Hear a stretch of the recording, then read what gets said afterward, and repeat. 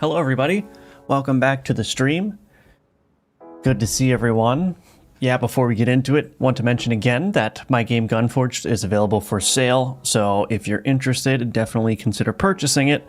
It's a great way of supporting my work, supporting the channel, and you might also enjoy it if you like 2D roguelite shooters. And if you do play it, leave a review, I'd very much appreciate that. And if you want to learn how to build a complete game in the Godot engine, I've got my Udemy courses linked below. There's a GDScript and a C# course, but I'm also working on a new course at the moment, which is going to be a online multiplayer course, a cooperative online multiplayer. So if you're interested in that, stay tuned because that will be released within the next month or two. And yeah, today on the stream, what are we going to be doing? I have to do some more work on how this player board is being shown in various places. So I've got this slide out drawer here. Yeah, I think I'm just going to have to reparent this player board to different places depending on what happens to get the draw order and stuff working. Because right now, if I slide this out, this board here, renders on top of the inventory, which is not ideal. But then if I go into here, what I want to happen is, yeah, that looks fine to have the player board slide out like that, but it's gonna have to be, I don't know, reparented and stuff. So yeah, also got to fix this state here. So there's a lot going on here, but we're gonna try to get it into a good spot today, and we'll see what's happening. We will see what's happening. Hello, Rookie Tookie. Welcome back. Good to see you again. You are early today. So, yeah. I'm just trying to think of what I want to do first here.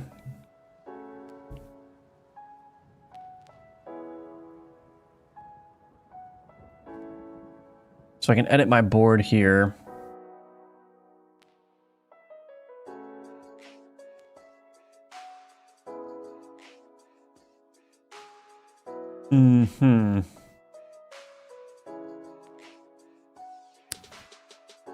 So that's fine if I go to the booster here.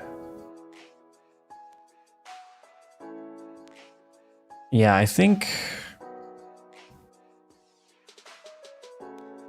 I'm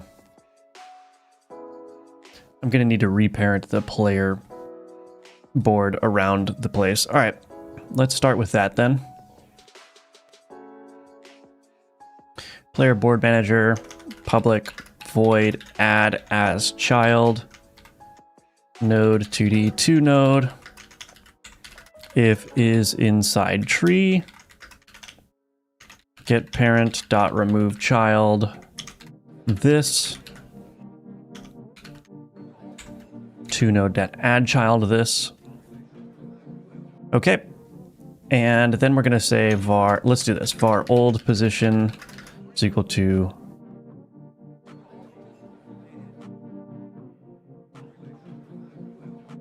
board dot global position.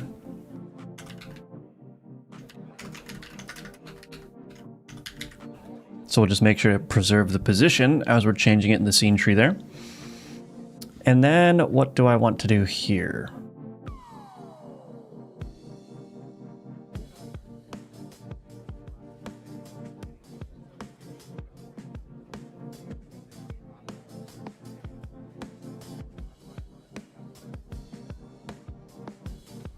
What if I should merge these things? I don't know. Let's see.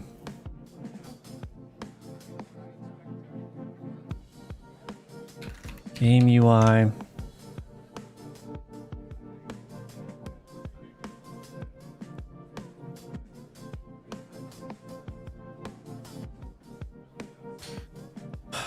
Board container. Oh, this is going to be bad.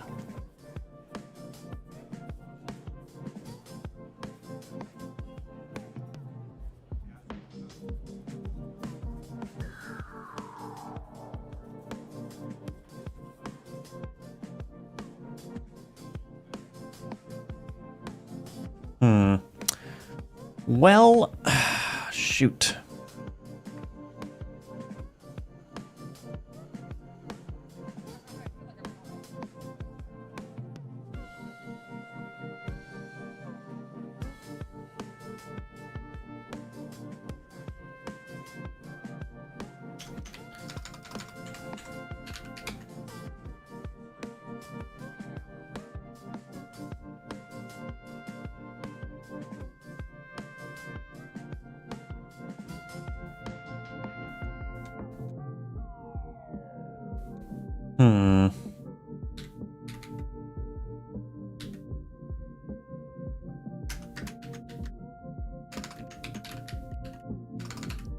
So I think what I might need to do on child exiting tree, what I might need to do is this.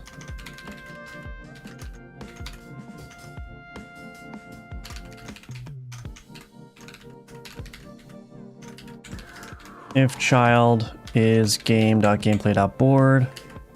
Right. Yeah, I want to unsubscribe from that. So I think that's okay.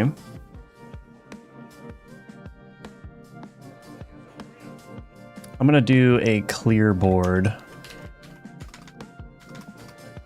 method in here. Private void clear board. This is such a mess. We're going to get it working though, and then I'll clean everything up. Stop board. Let's do this.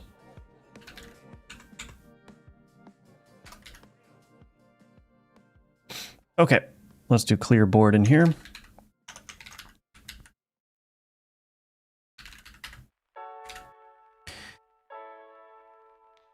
Okay, all right. So now what I need to do is this add as child. I'm not exactly sure I want to do this now. Do I want to do this now?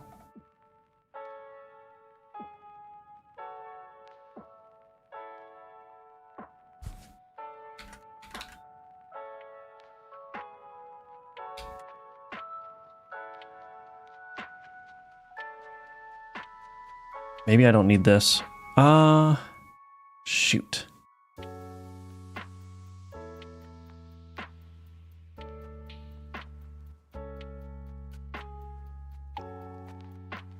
Why is this public? Make this private.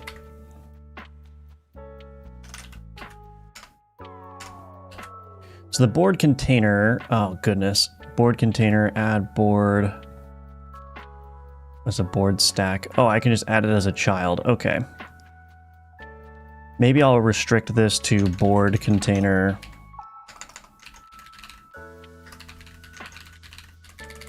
Like so, maybe? Board container.add child this. I don't know. I don't know.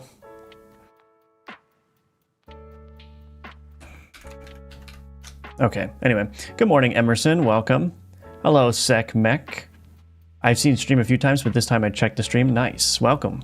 Don't mind me asking, what type of node is your pass-through component? It's for animating the control nodes, right? Yeah, so it's just a container. The pass-through control inherits from container. And all it does... Here, I'll scroll through it if you just want to like go back on the stream and copy the code. But all it does basically is it just takes the first child, the first non-pass-through control child, and it makes all of the pass-through controls in the chain inherit the layout properties of that child. So basically you can think of a pass-through control as like basically exactly taking the form of the child as configured by the layout properties like the size flags and all that. And basically what it does is the pass-through control ends up just occupying the space inside of your UI layout so that the elements aren't being shifted around. So it's occupying the exact amount of space that's necessary. But then because it's not manipulating the position of its children, you can animate the children freely with tweens and stuff without altering the UI layout, if that makes sense. Wait, this is actually Godot. The UI looks weird, but cool. Yeah, it's just I just changed the colors a little bit, that's all. And using VS Code as an external editor, yeah, exactly.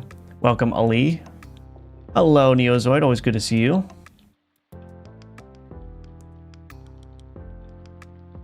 You're welcome, Emerson. You are welcome. So, let's see. I need to take this player board. I'm going to try something different here, I think.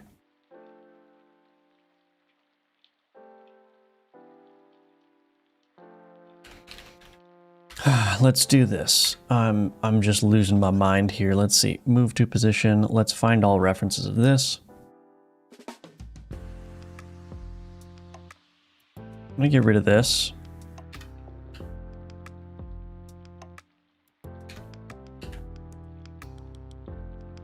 Why isn't that working? I'm gonna reload the window. I think there's a bug here. Let that get all reset.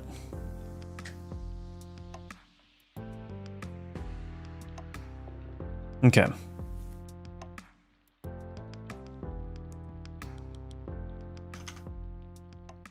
Public void add player board to board stack.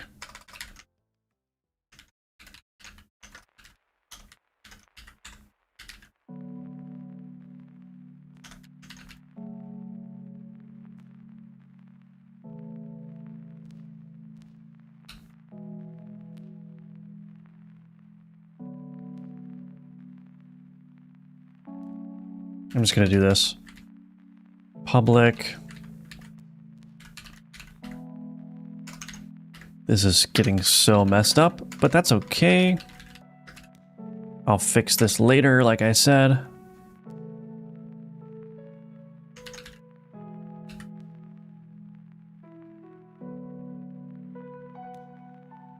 Whatever. Okay, so let's see. Board container. Let's do this. Player board manager. Add to board container. Player board manager dot, or no, player board stack dot board container. All right. Player board manager. So in my run manager now,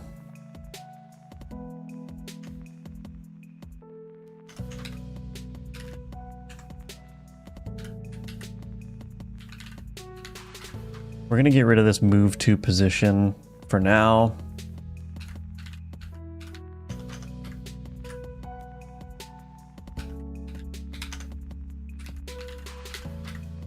Update board container. Not is drawer expanded. Oh, goodness gracious. Let's get rid of this.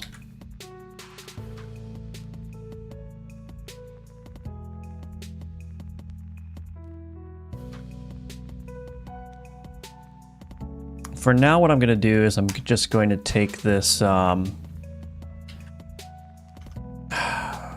player board manager dot add to board container. Just do that for now. All right, let's just make sure that that's doing what I want it to do. So it should be passed around now in the scene tree in various ways.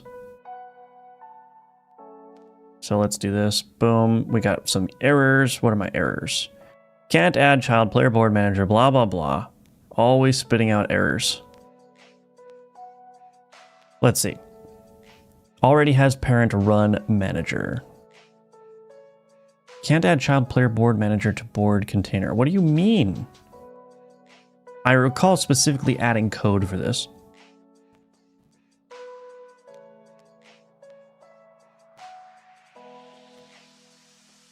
What? Can't add, oh wait, remove child can't be called at this time, consider using, oh really, why can't, what? I'm not allowed to use remove child? Parent node is busy adding removing children.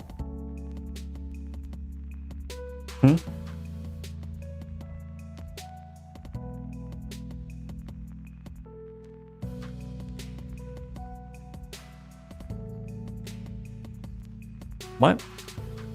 Why would that happen? Okay, let's see.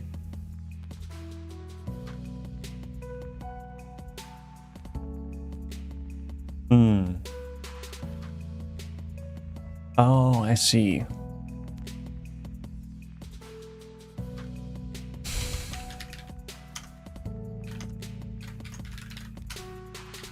I need to call this in a deferred manner, I think. That's the trick. One of the trickiest things about Godot is that some operations you have to do in a deferred manner. It's a little bit tricky, but that's all right. And we got some, still got some errors. Okay, so that didn't fix it. So that didn't fix it.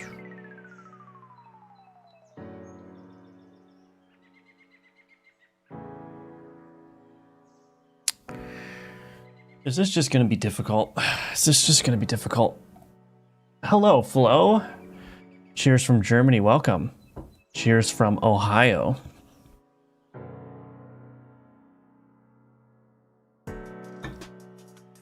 Ah, man.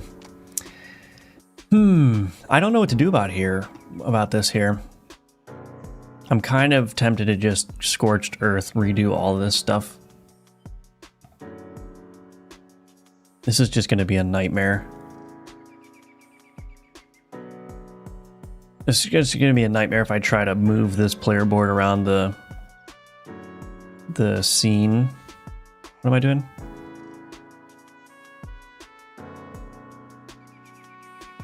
Yeah, that is just not working at all.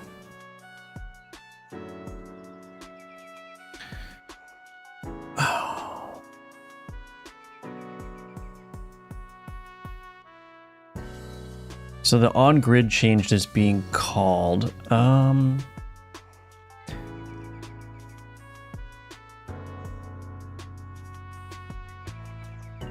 Okay. All right. Let's try this. I'm just going to try this. Player board manager dot board inventory component dot connect. Board inventory component dot signal name dot grid changed. Callable dot from. On grid changed. Cast this as an unsigned int. Connect flags dot deferred. So we're going to handle that signal in a deferred fashion. Get rid of this. Now, I think that should be okay. Let's see if that fixes it finally.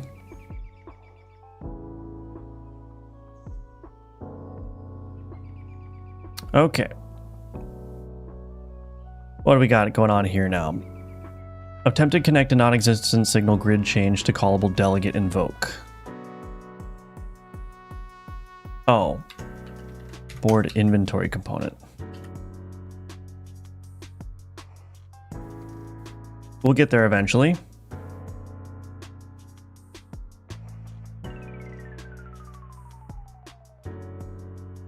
Okay, let's look at the remote scene tree now. And we'll go into my game UI. And let's go ahead and see, or no, drawer UI. Let's just make sure that the player board, yeah, the player board is there. Oh, shoot.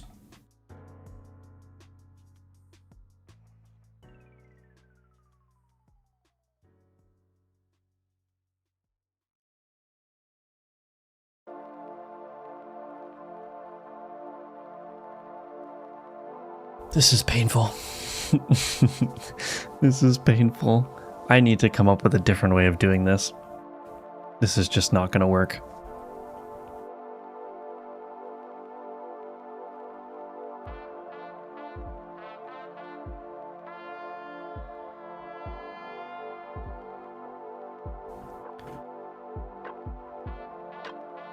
Okay.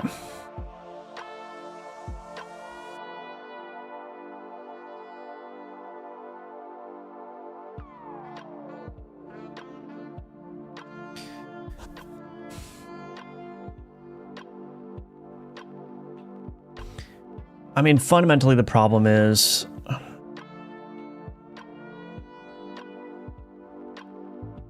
I don't want to create.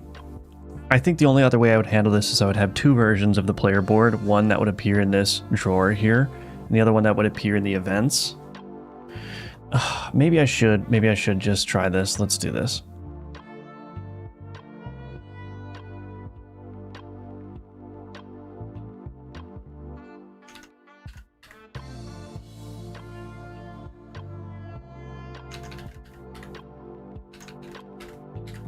Let's just try this now.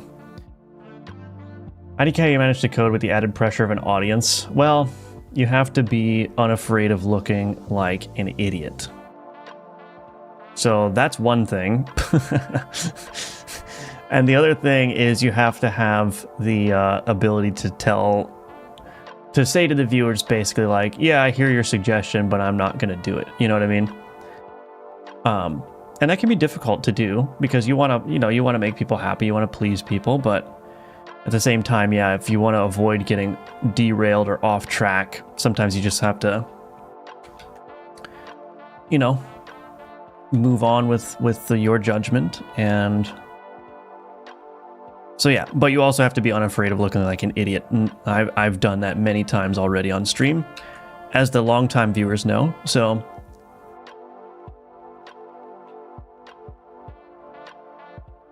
but yeah, I think it's fun though. I like interacting with everyone. I like to see everyone here chatting. I think this is almost working, actually. Good morning, Christopher. Welcome. Always good to see you.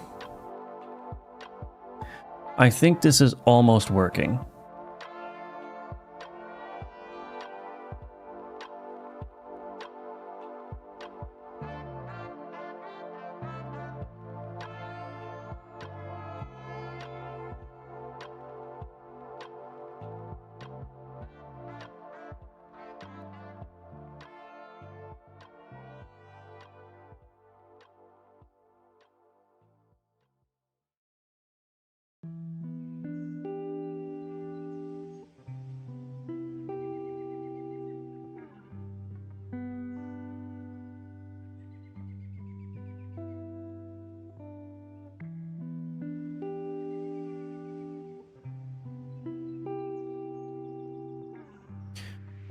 So now this add player board to player board stack. Oh, this is, okay, perfect. All right, let's get rid of this callable then.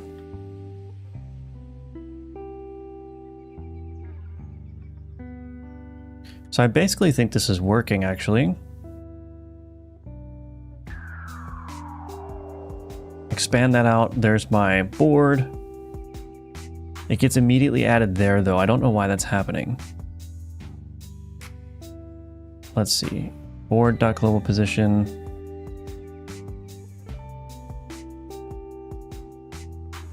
Oh, you know what? This board container is probably setting the board position. Yeah, update board here.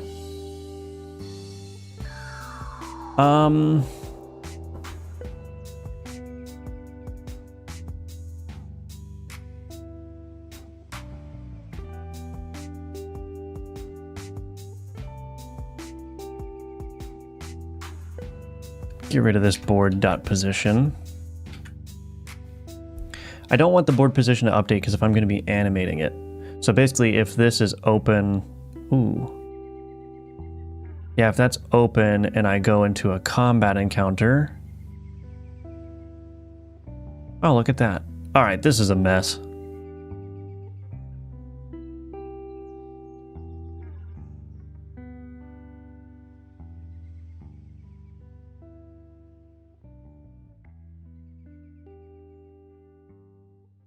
Good morning, Cheesem. Welcome back. Good to see you. UI work in this game? No way. Absolutely welcome, Adam.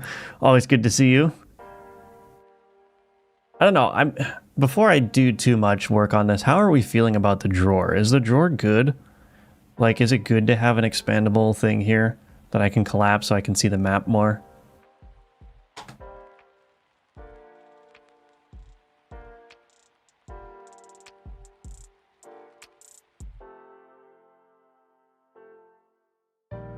Yeah, it looks clean. You like it? Okay. And just making sure that that's the case before I go too deep into this. You like it? Okay. All right. Thank you. So, okay. So we'll keep it. And the issue, though, is that this drawer needs to be expanded. This is going to look really nice. I just need to get this player board working.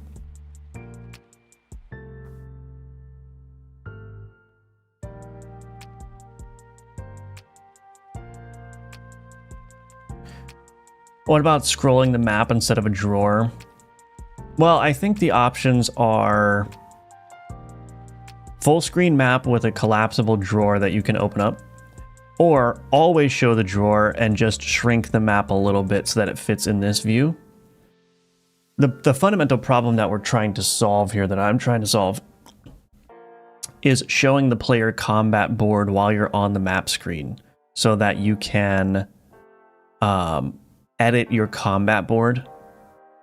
Because if I make the combat board always visible, then the map is going to be too small.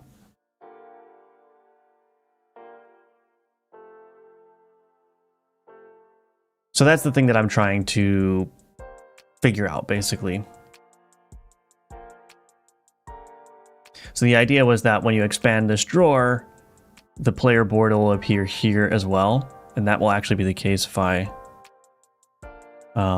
do this.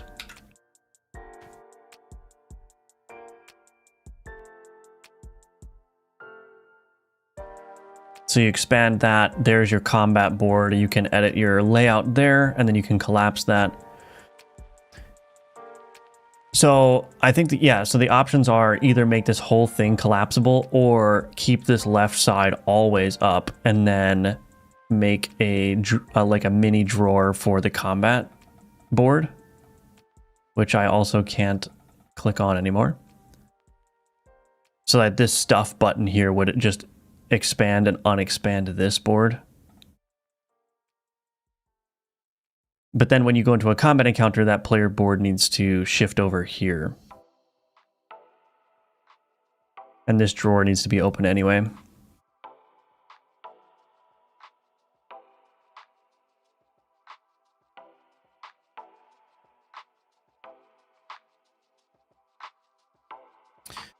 Oh, this is difficult. This is so difficult.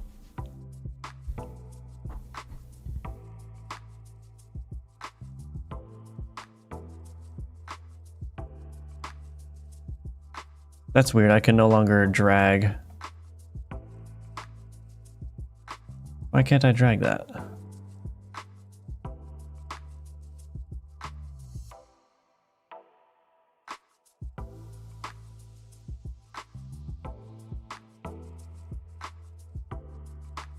I don't know what's going on here.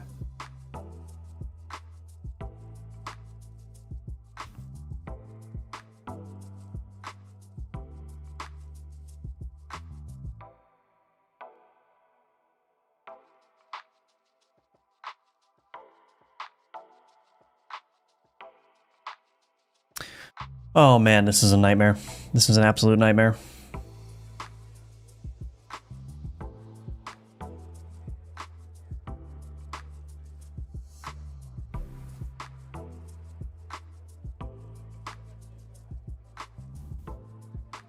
I don't know. I don't know if I should continue on this path. This is like feeling very bad. Also, it doesn't even look that good. I mean, even if I cleaned up the UI and stuff.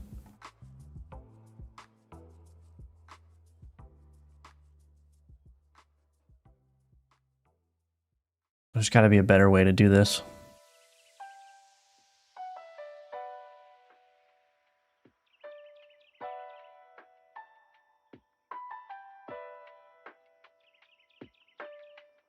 And all of a sudden I can't, I lose the ability to drag stuff after collapsing and expanding. Well, that's very weird. Like I can't drag this one anymore. That's so weird. Why does that even happen? Trust your instincts. My instincts are on vacation. They're just like, yeah, I don't think this is working. I don't think this is working at all. This is so, why do I do this to myself? This is the problem I always have. It's like, I have a 640 by 360 canvas, which means I don't have that much room to begin with. So it's not like I can just divide up the screen a bunch of times, because that's not going to work.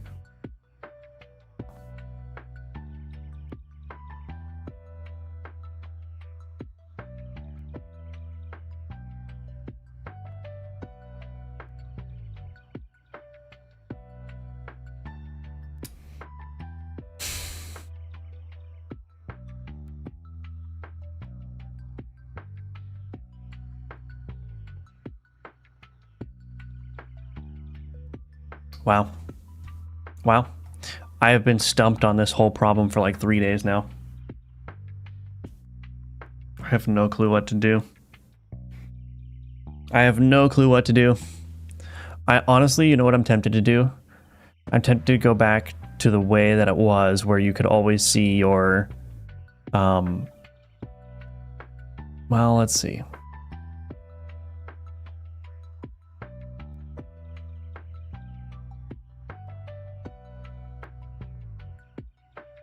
Yeah, where you could always see this and the player combat board and just make the map fill this space somehow. But it ends up being too small. The map ends up being too small. What about an overlay? Yeah, I would probably have to, I guess what I'm trying to avoid is design a separate screen, but I could do like a separate overlay screen. Maybe I can do that.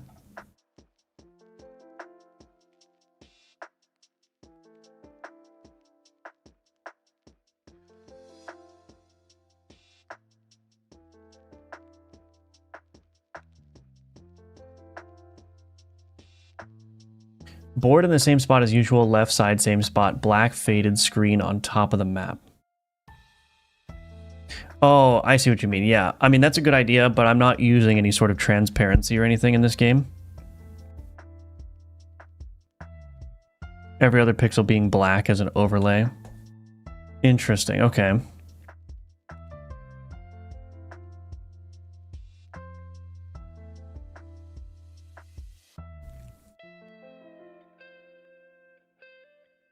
Let me think about this.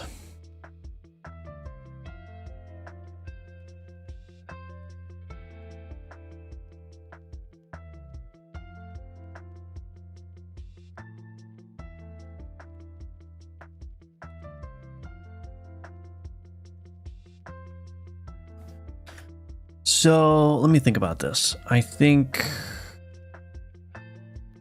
So are you still saying like keep it as a drawer?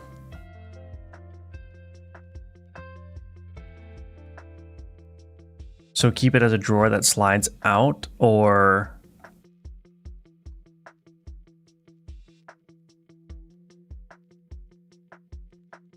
that might, wait, this might be doable. Let me think. Let's see.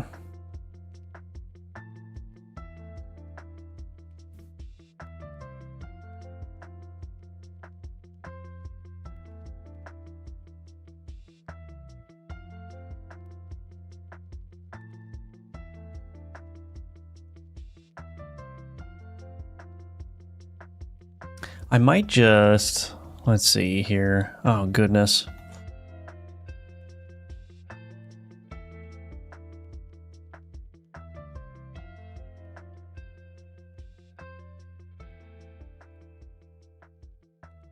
Yeah, okay. I think what I'm gonna riff off of what you suggested, Adam, here. And I'm gonna make the health globe and this board here part of the drawer UI here, and that will be standalone. So all the player necessary information is going to be part of this drawer UI, and that's going to prevent me from needing to move the player board around a bunch. And then when I enter an event like this, in this version of the screen, I'll just slide the drawer in, and then everything else on this side will slide in here. It's going to be a little bit janky, but I think less janky than what exists currently. So now I need to figure out, let's see. So how wide is this?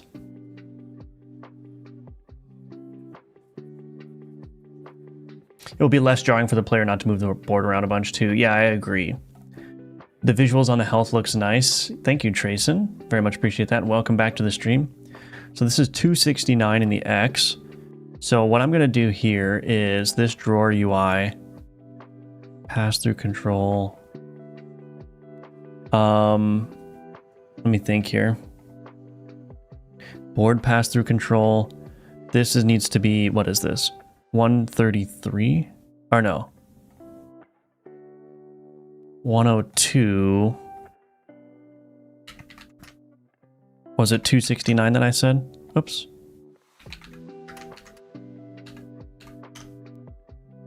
Huh? Oh, this, oh, oops.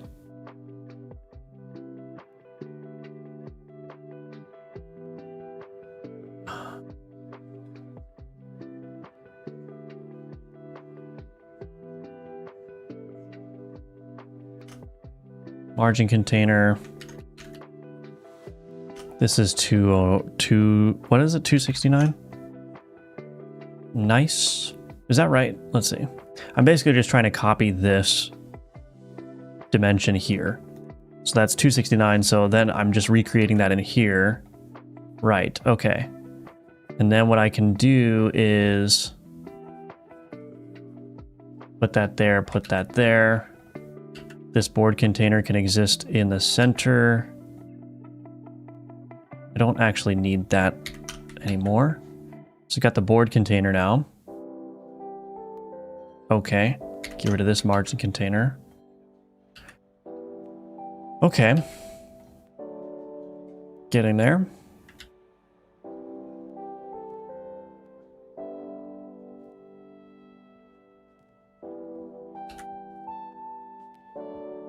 I don't know if I want this color rectangle there, so I'll just get rid of that for now.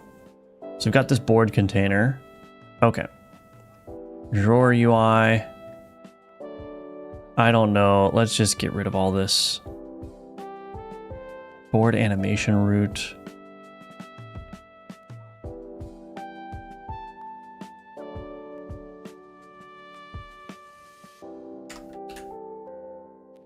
I am just going to, what am I doing? I'm going to get rid of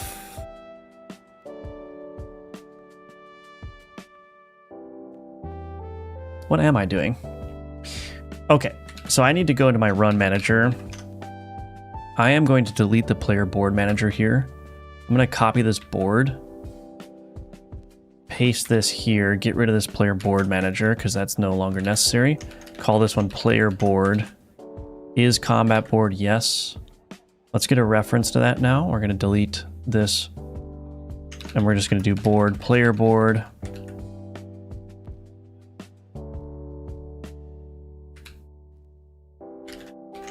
Player board. Okay. So when we create the player board, that's not really creating it, but that's okay. Now what I'm going to do is in the drawer UI, I'm going to say add player board, public void add player board.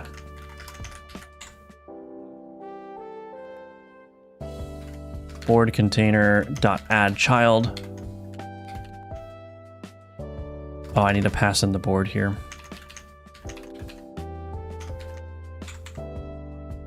What are you doing? Board?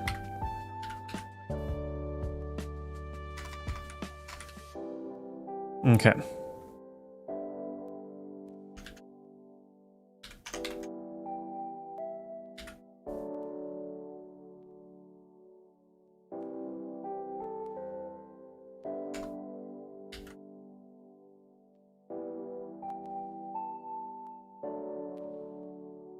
I'm going to delete the player board manager now.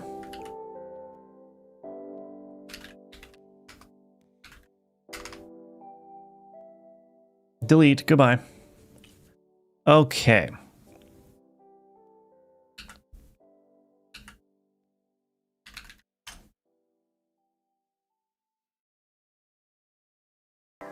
I'm just going to load that as a placeholder so I can see it. So there's that. What now? Don't save that.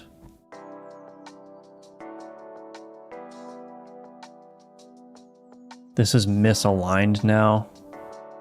I think that's okay. I'll fix it in the game UI here.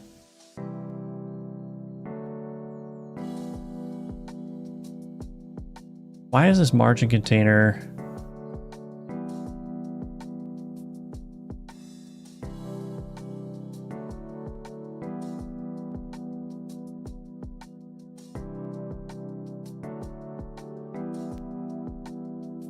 I'm going to redo some things in here as well.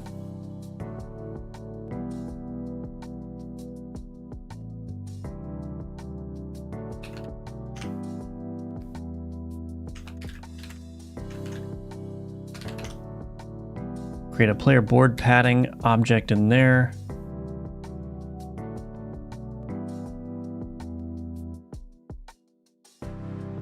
Shrink center, shrink center. Oh, this needs to, oh my gosh. Okay, I'm gonna reorient all of this actually.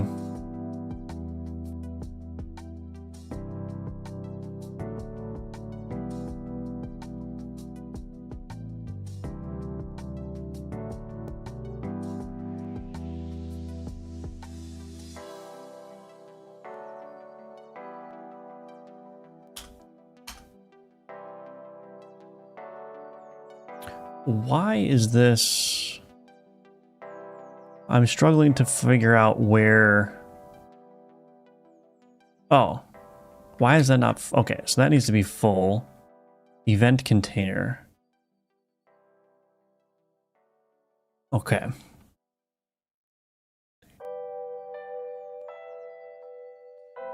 I don't know what all of this is for, so let's get rid of this. I'm just going to break everything. It's fine. All right, so then we've got this board stack container, so I'm going to...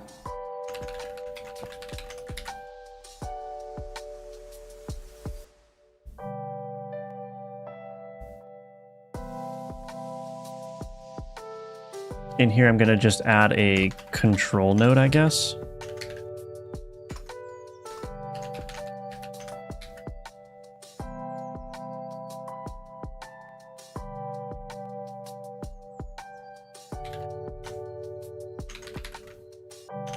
Maybe I'll change this type to a margin container as well for consistency. That's going to be fill expand, and then I'm going to instantiate, or I'm going to add board container in there. Enemy board container. Access that as a unique name. Shrink center, shrink center. Let's make it 54 by 54. Instantiate a board just so that I can see it. Okay. So that's looking better now. Now if I go back to main, these should be aligned now, I think. Yeah, those are aligned now. Okay, we're getting there. We are getting there. So I just deleted a bunch of stuff though, which is going to need to be fixed. We're going to get rid of these player board stack, enemy board stack. We don't need that anymore. No more player board manager.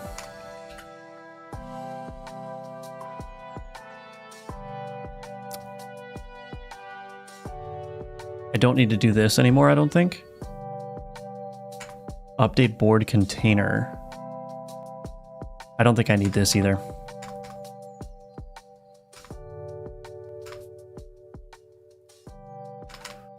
Okay. Lots of deleting to do here. Get rid of that. Game UI, what do we got going on in here? Add player to player board stack, we're getting rid of that. We're getting rid of that. Add enemy board. So now all I need is this enemy board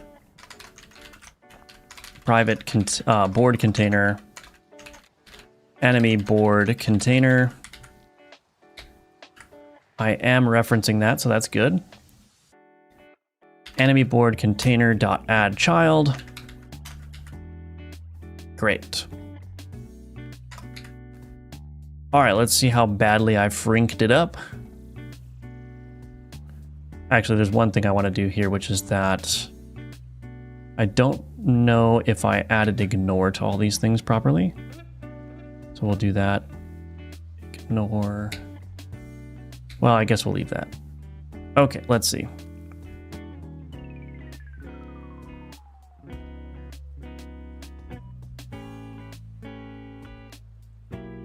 We got some errors here. Player board, can't add child player board to board container.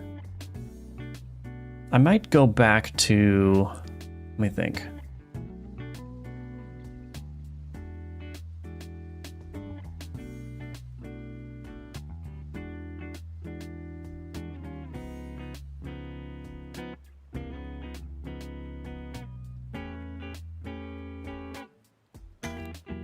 Remove child player board like so. It's not going to work, is it?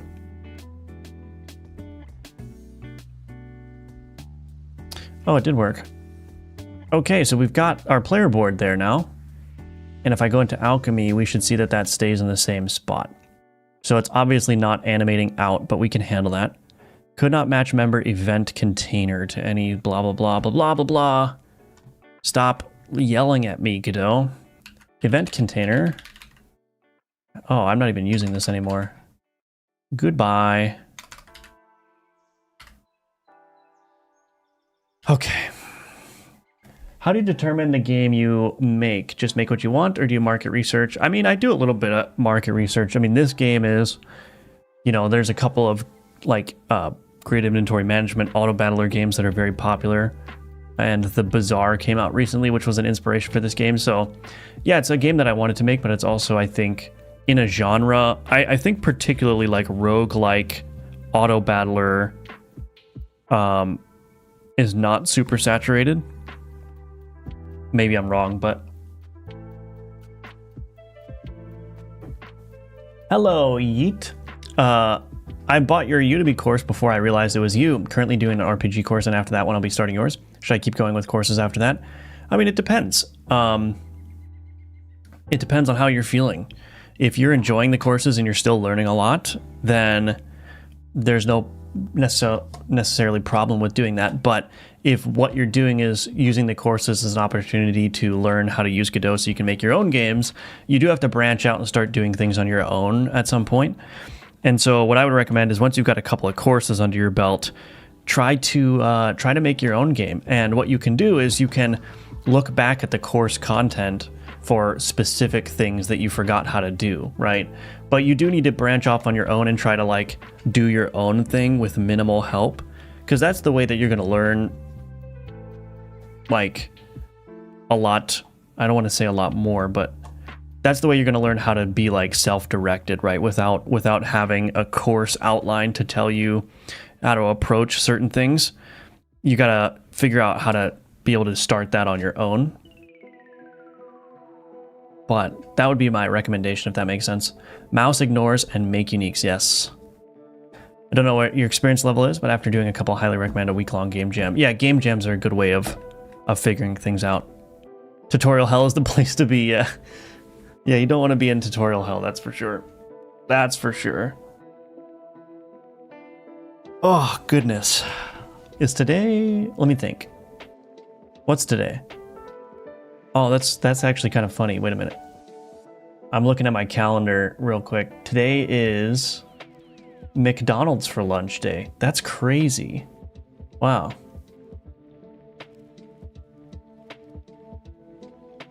Anyway. Hello, Gorkum. Welcome. Nice to see you as well.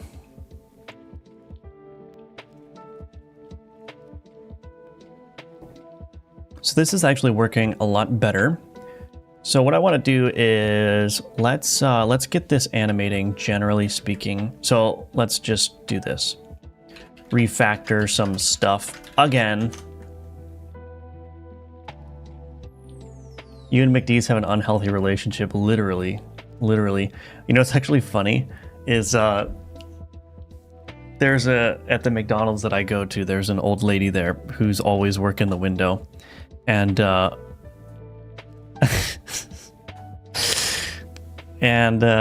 whenever I go up to the McDonald's drive-thru window to give my payment, she goes, "Oh, hi, nice to see you again." It's so over for me. That's okay, I'll keep eating that garbage. We had it for dinner last night. Nice. I want to ask your advice about this. I know what everyone says about scrapping and starting over a project just because your code isn't clean, but I have the new Arch set up with inversion of control. I think I need to start a new project by taking the template and importing the code from my game into it.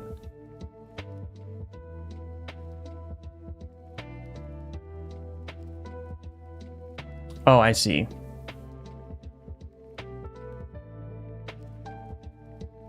So you're trying to...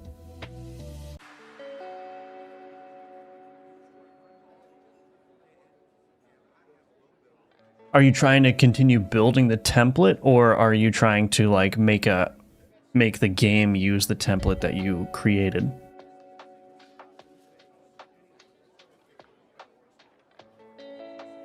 Game UI, let's see.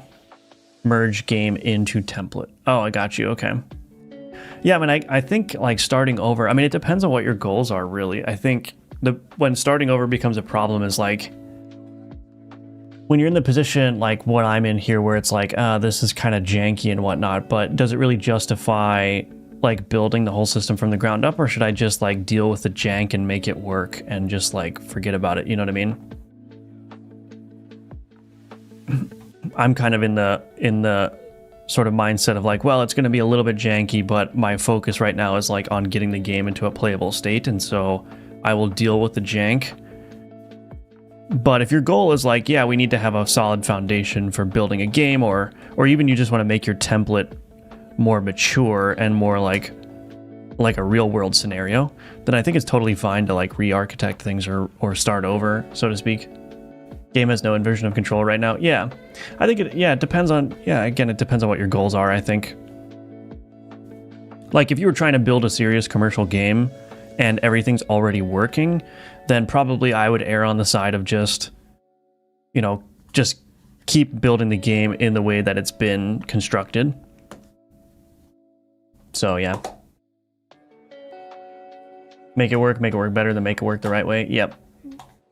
How do you do something done without looking it up at all? Should I just refer back to code I wrote during the courses? Yeah, so I think ultimately it's just going to be a matter of experience. So the way you learn how to write code without looking at anything is you write code without looking at anything. And that doesn't mean that if you get stuck, you shouldn't use resources, but it does mean that you need to make an effort to do things on your own and make things work in your own way. And then use your resources like the courses selectively for when you forgot how to do things. Or if you implement something and you go, I actually don't remember if that's the proper way to implement it, you can like compare and contrast what the instructor does versus what you did. And the other thing to keep in mind too is that there's like a million ways to do things in game development. I think a lot of people get hung up on like, am I doing this the right way? There are more optimal ways and less optimal ways of doing things, but at the end of the day, like if you can write code that works and produces the result that you want, then you're well on your way, right? Everything after that is just like sugar, basically. Like, okay, so you wrote janky movement code, but it works. So the next step might be, okay, well, how can I learn how to write movement code that's not super janky? But as long as you're just getting to that first stage where you can write code without tutorials and get it to work, you are on the right track, if that makes sense. I just need to restructure the game, and sometimes I can't brain how to refactor the game to use it rather than the other way around. Oh, I see. Gotcha. Yeah, I mean, it's a tough problem. Sometimes a rewrite is a good way to improve future productivity too. I have a hard time with clean code. Sometimes I have modules and extendable features, but most of the time I just get it good enough. Yeah.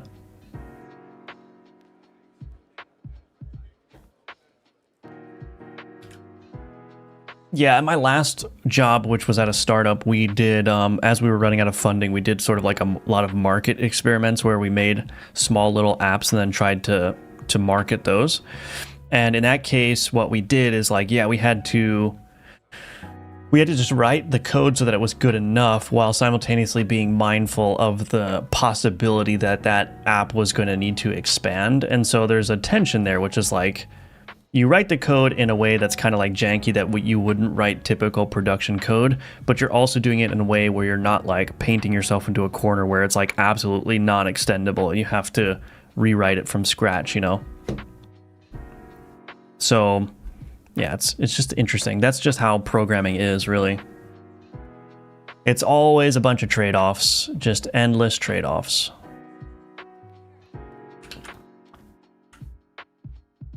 So what am I doing? Oh yeah, I want to animate this portion now, this board pass-through control. So let's animate that. Private tween, board tween.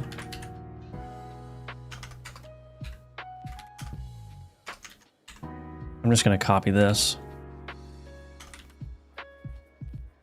Board tween. This is the board animation root. Board animation root. Okay.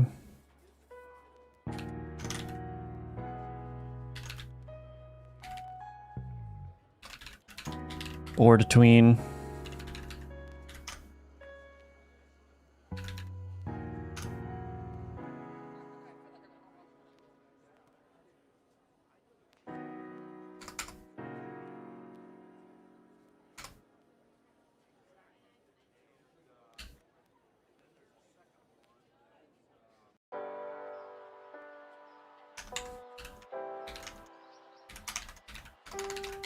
I don't know if this is going to work. I mean, let's see.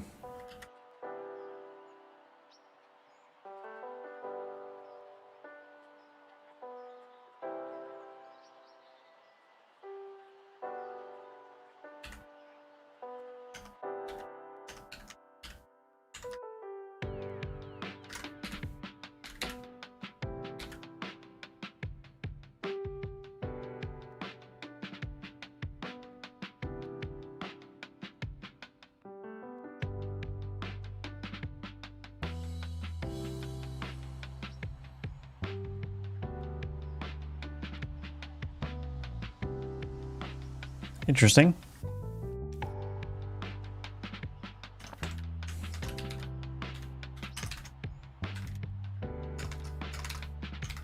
I'm gonna move this set delay up here.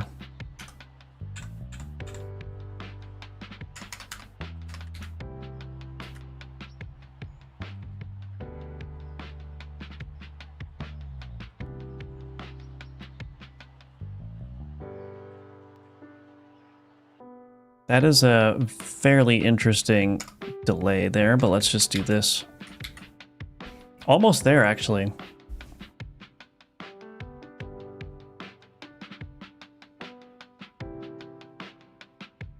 Now for this one, since it's larger, I'm going to change this to 0.33 instead. Make it a little bit slower there. I might not even need that delay.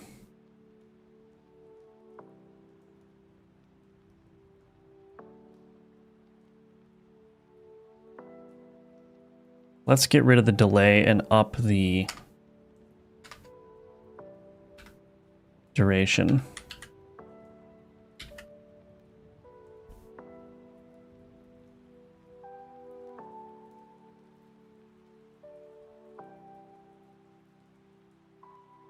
That needs to change. Ease type, I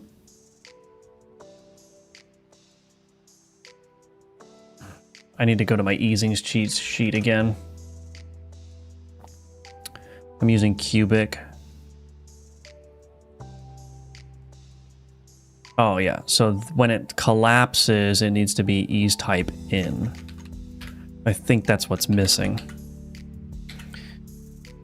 Okay, we're getting there. We're getting there, we're getting there, we're getting there, we're getting there, we're getting there, we're getting there. Okay, this is why I needed the delay, right. So when I collapse the drawer, we're gonna set a delay here of 0.1.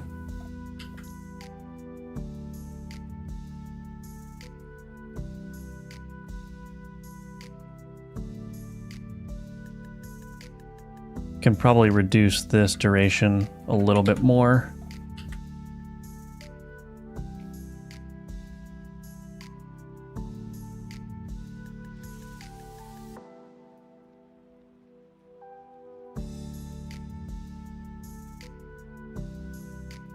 Now, the one thing I want to check is this color rectangle being visible.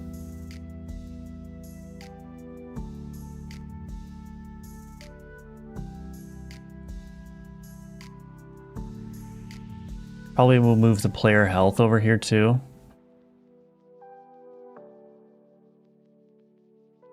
But the idea is that when I come in here and I go to combat, that's what it's going to look like. Now I can't have that background. So I think what I'll need to do is I'm going to take Adam's suggestion here and do like a dithered overlay, I think. Let me think about this.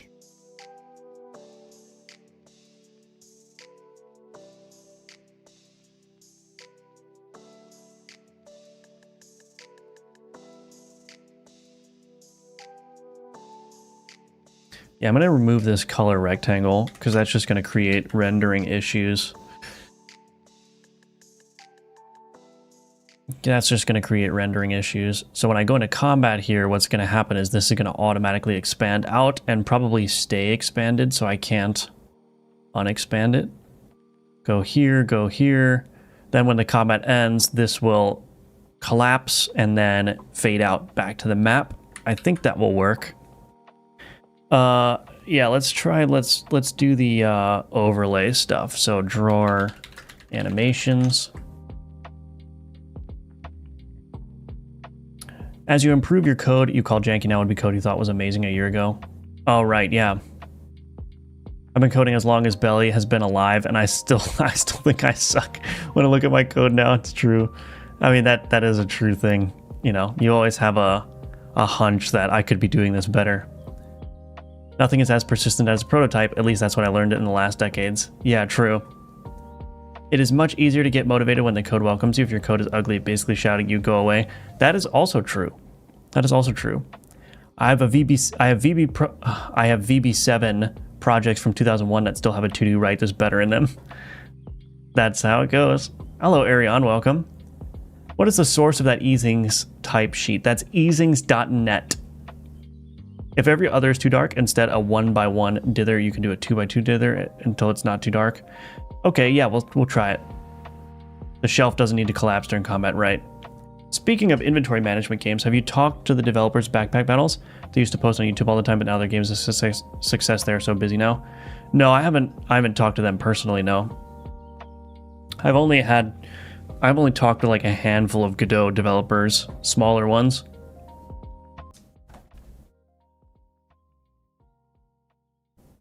Okay.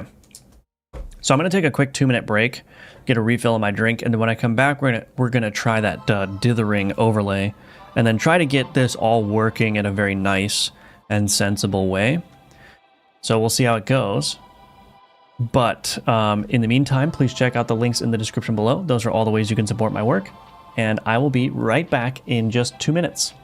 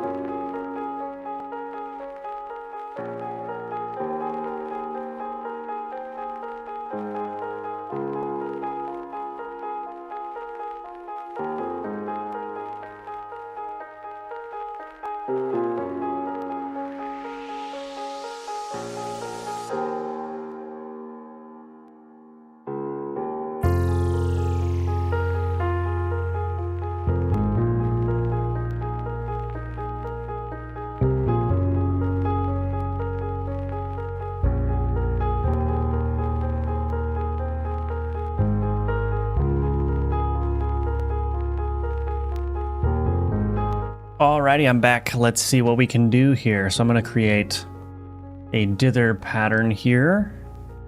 I mean, I guess it's really going to be more like a checkerboard pattern. We'll see. We'll see how it looks. So here, did I make this too big?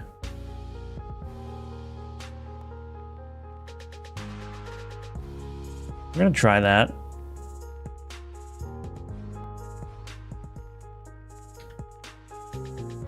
assets, UI, or let's do assets.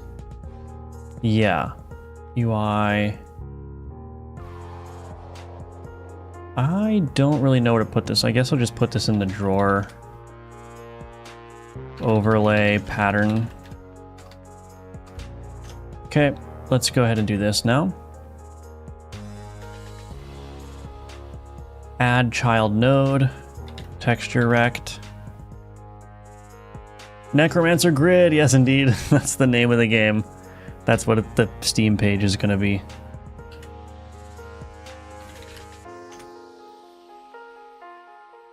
I'm kidding, by the way, it's not. That's not what the Steam page is gonna be.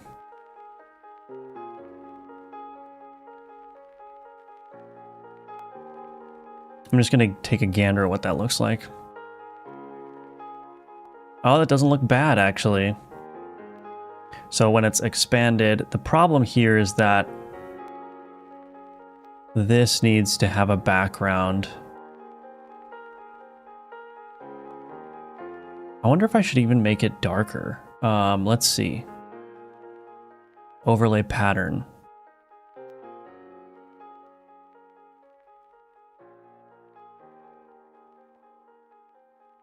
View tiled in both axes.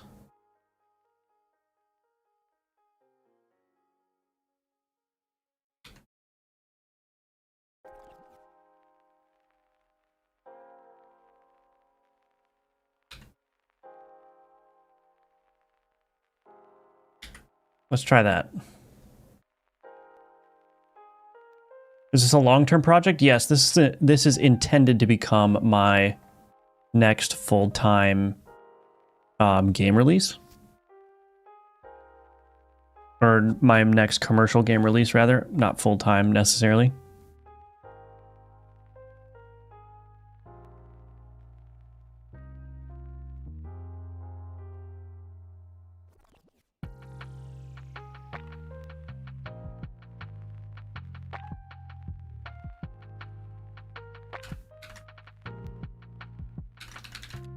I'm gonna do this. I should have done this a while ago, but this board container, let's see.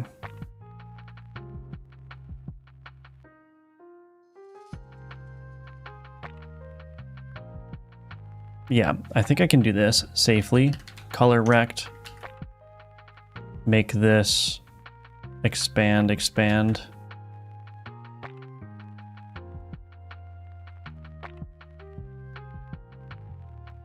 I actually don't know if this is going to work. Ignore.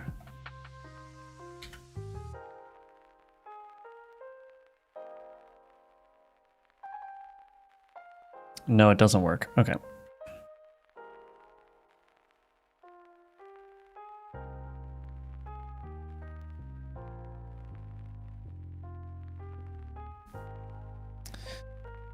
Well, shoot. Okay. Well, I guess the easy way to do this then would be to go into my tiles. Let's see. Assets. Grid. Here.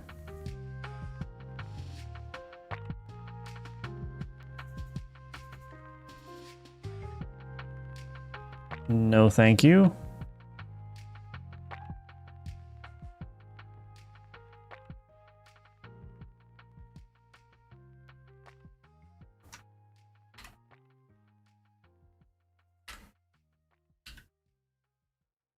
I don't remember what this is called.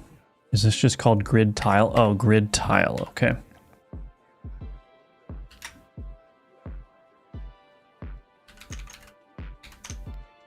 We'll just make the black part of the image, and it didn't work. And it didn't work.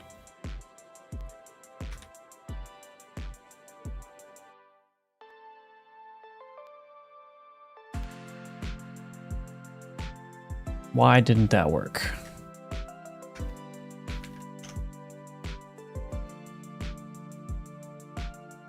Oh, it's using the full grid image. Why is it doing that? Ugh.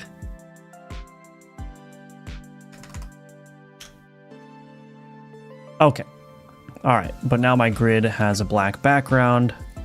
That's just going to be easier than using a color rectangle, I suppose. So now if I expand this out, now I get this. Okay. I can drag this on. Boom, boom.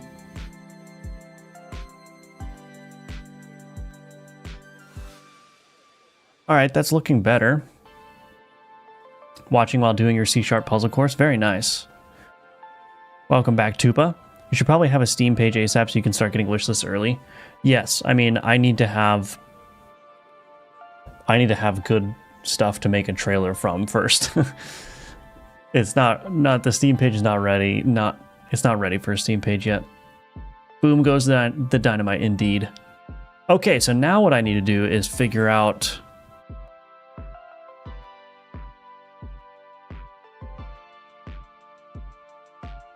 I could write a shader for that. Let me think. Let me think. So if I take this overlay pattern here,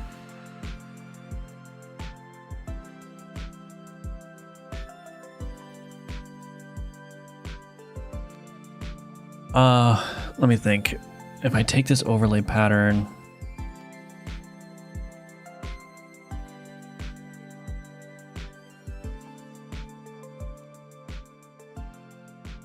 view, tiled mode, none. I want to do a shader for this. I'm probably going way too deep now, but YOLO.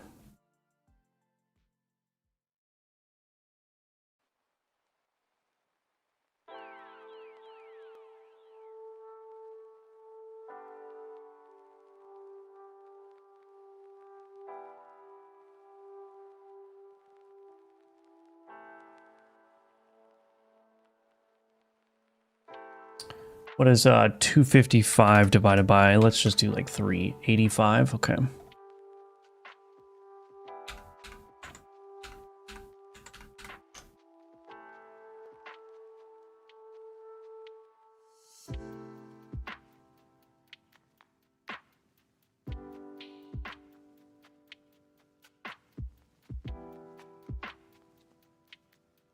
I doing this right? Maybe I should have done divided by 2, 127.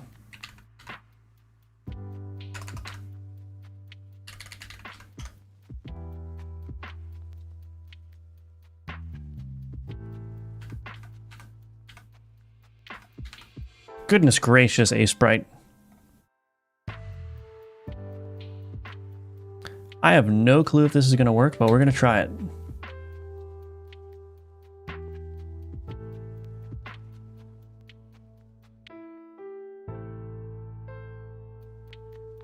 So what am I going to try? I'm going to use that as a mask, like a transition mask here.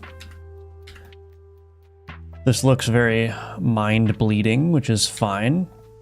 But what I'm going to do is, where is that texture rect? So this texture rect is going to be yeeted. I'm going to add a color rect here. This, ignore that color. We're going to add a material, new shader material, new shader.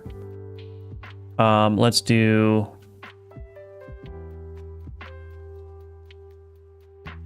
shader drawer overlay .gd shader. Okay. Shader type canvas item, uniform sampler to sampler 2D. Transition mask. Transition mask, overlay, pattern. Okay. Uniform uniform float, progress, hint, underscore range, 0.0 to 1.0. We don't need the vertex. Did I do this wrong? Oh, semicolon. Okay. Vec4 text color is equal to texture UV color is equal to text color. Okay, so that didn't work. So I think the reason is this texture rect color. I probably just need to keep this as white. So let's do this. Uniform vec4 color. This is going to be a source color.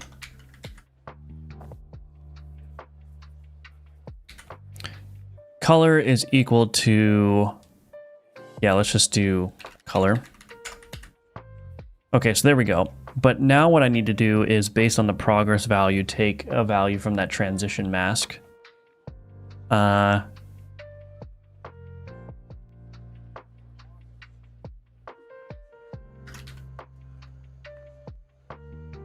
Repeat enable filter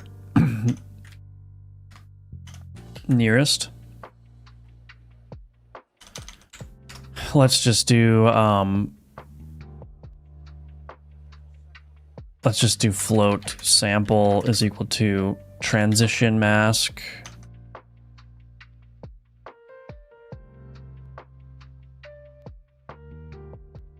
This is not gonna work, at least the way that I've gotten it.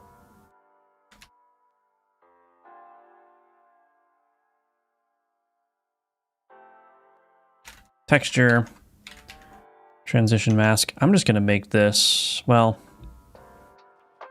let me just do this.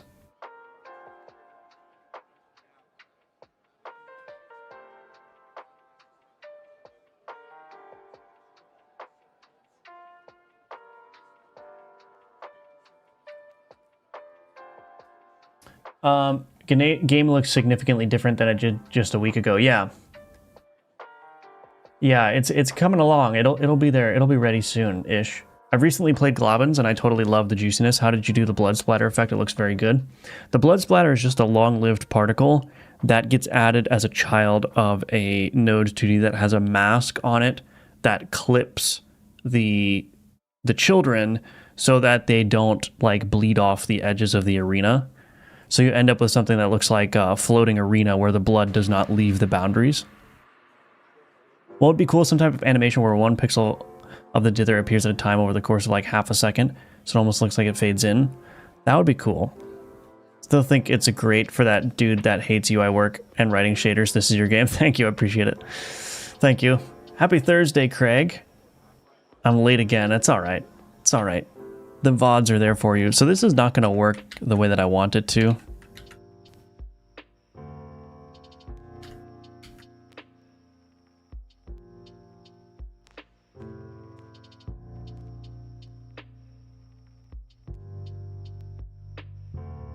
I know you're not supposed to do if statements here, but if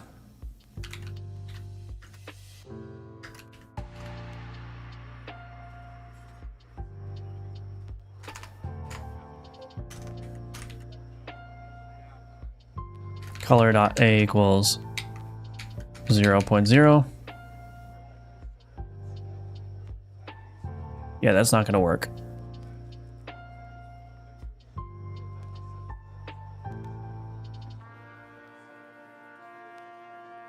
So I need this to be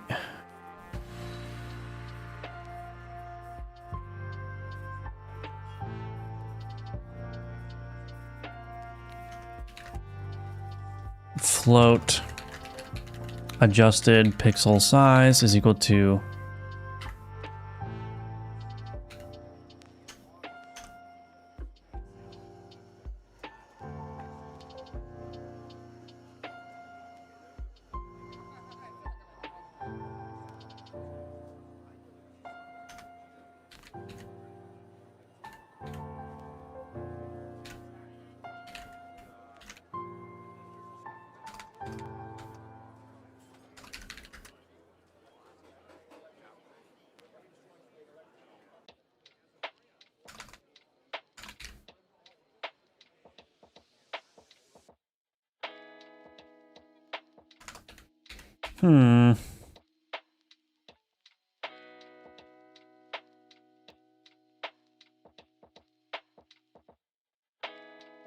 float mask pixel size is equal to texture size, transition mask 0. This is going to be a vec2 mask pixel size is equal to 1.0 divided by that, right? Float and ivec2. What?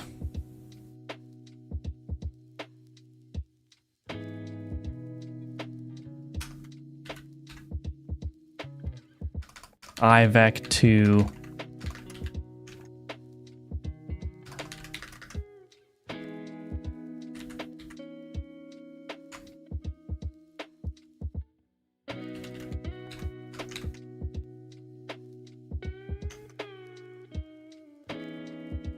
so we got the mask pixel size here.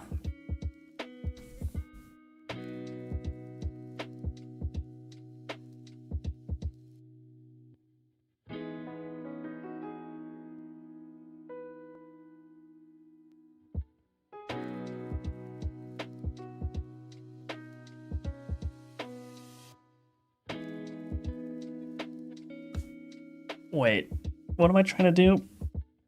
I'm trying to make this transition mask repeat.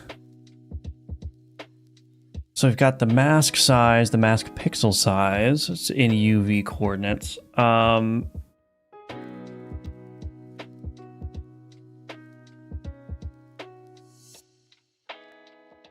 don't know. Float diff is equal to texture pixel size.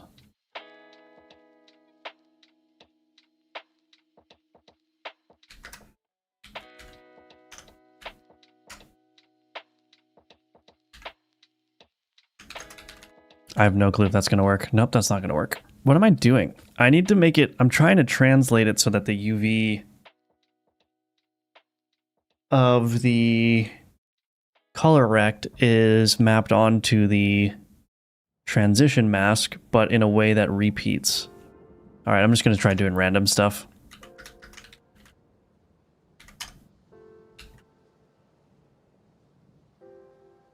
That didn't work either. What in the heck? I'm gonna go back in time and watch from the start. Peace. All right, Craig. See you in the past. Hello, Kineas. Welcome back. Happy to watch a passion developer. This gives me a lot of positivity feeling. Well, thank you. Yeah, happy to have you here. Shader language seems like a nightmare. It's tough. It's not necessarily the language itself, but it's the fact that shaders are like pure math. And so you got to get things... Gotta get your head straight. Perfect timing. I'm also shadering today. Awesome. Okay. I'm gonna ask the AI. I'm gonna cheat and ask the AI. I am writing a Godot shader where I have a texture that is small, 4x4, and a texture that is much larger. I want to be able to take the larger texture's UV and use it as a UV input for sampling the smaller texture. Sampling the smaller texture should be done on a 1 pixel increment basis. That doesn't make any sense.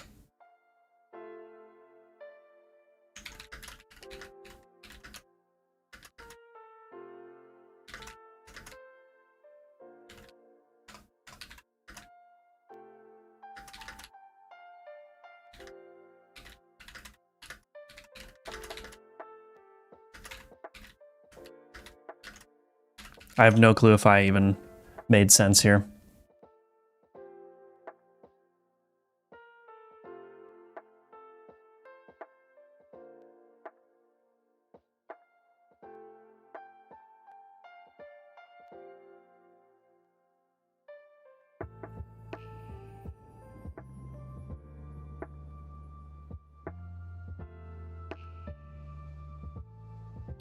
Oh, interesting.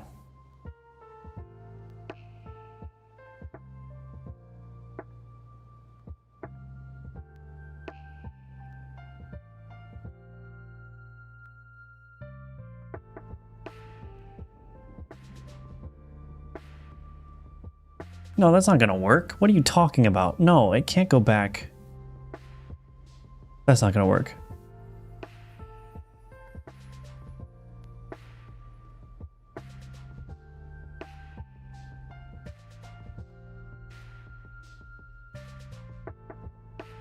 Thank you, AI, for nothing.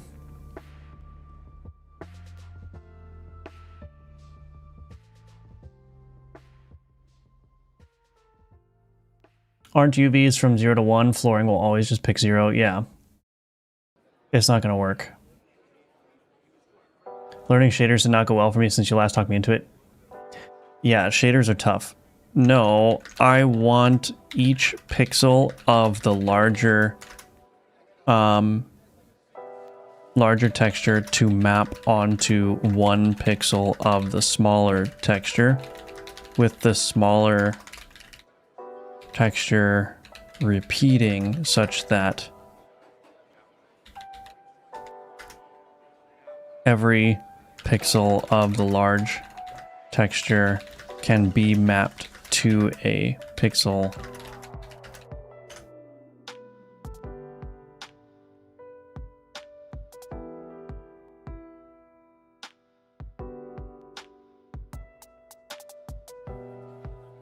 that doesn't, no, that's not going to work either. I don't even know how to explain what I'm trying to do.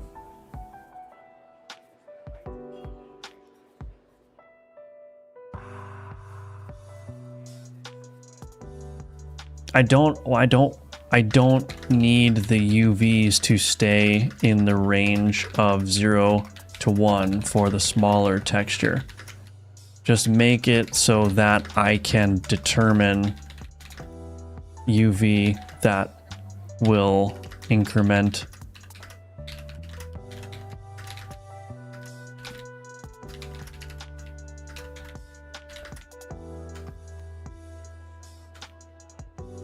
I don't even know how to describe what I'm trying to do. This is useless.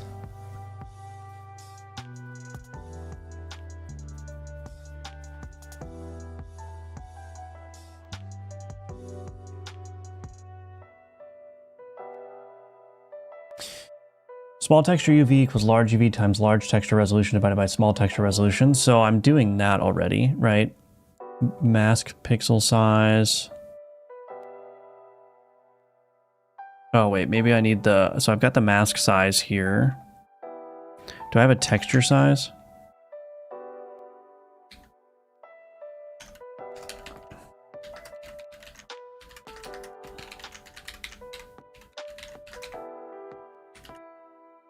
Okay.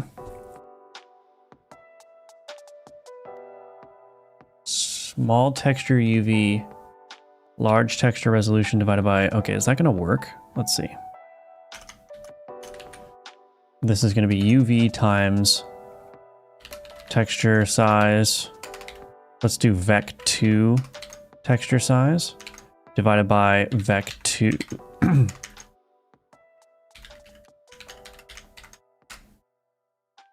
Okay.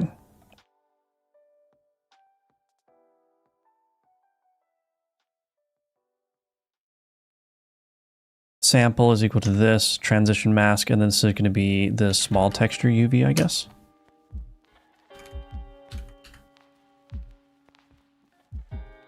That didn't work either. You son of a bee. What are you doing to me, AI?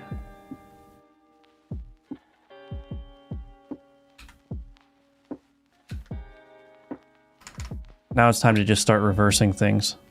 Okay, this is ridiculous. This is so dumb. This is so dumb.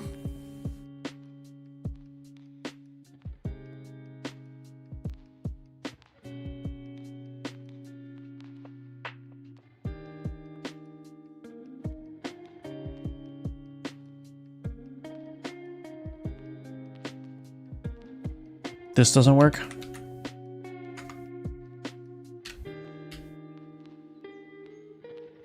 Oh, that's closer.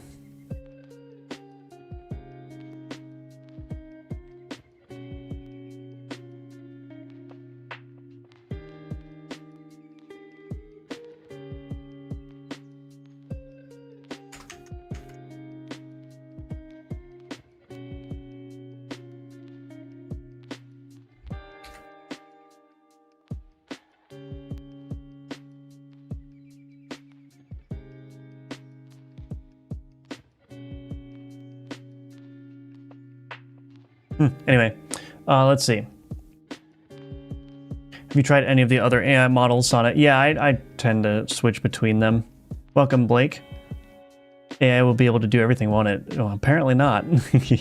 Surely it can't be wrong. There are different types of uniforms for textures. iSampler 2D, maybe that's what you need? I don't know what an iSampler 2D is, so I don't know. Use instructions file to help with coding style and project structure. I do not know. Hello, Anykey, welcome back. Every time I want to do something, your stream starts. Maybe I want to study calculus today. Well, you can always watch the VODs. GDQuest is a document on code structure and style if you're looking for something, Blake. I think Blake was referring to assistance with the AI, but maybe not. I think AI sucks with Godot in particular because of the sample size. Maybe I can help you more if you ask about GLSL instead of Godot shader language, then you convert. I had luck. I mean, it was fine before, but we'll see. Just read an interesting convo on game dev. What was this AI is efficient for code? I don't, this AI is GPT-4o. It seems to be okay. Yeah, nobody wants to study calculus, right? Let's see. I just need this math to work.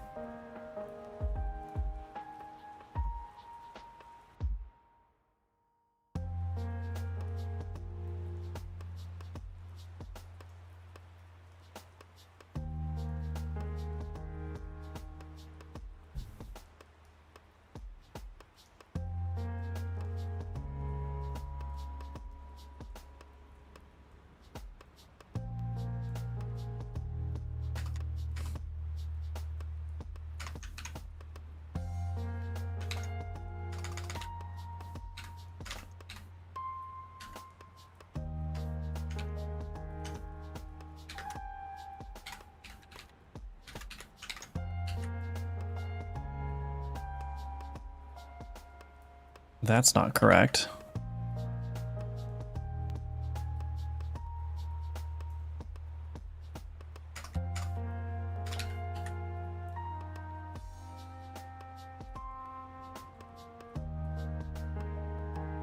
Huh? That didn't make a difference.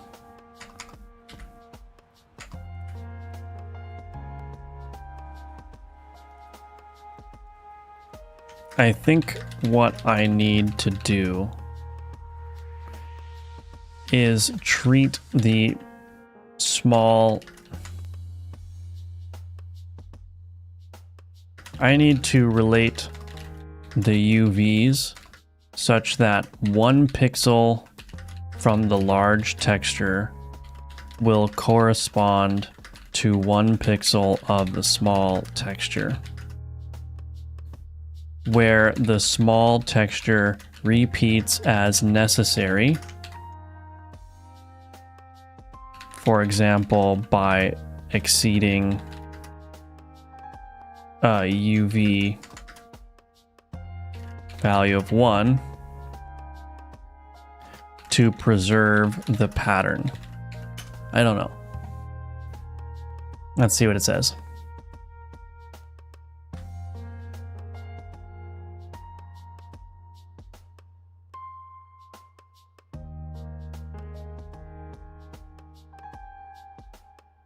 Large texture resolution. That doesn't work.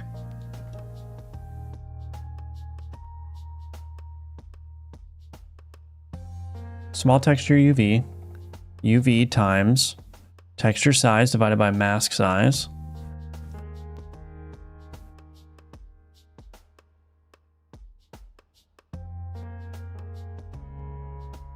That doesn't work, you doofus.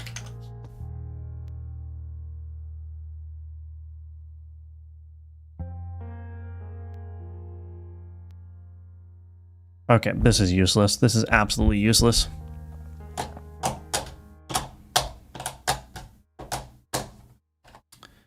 Absolutely useless.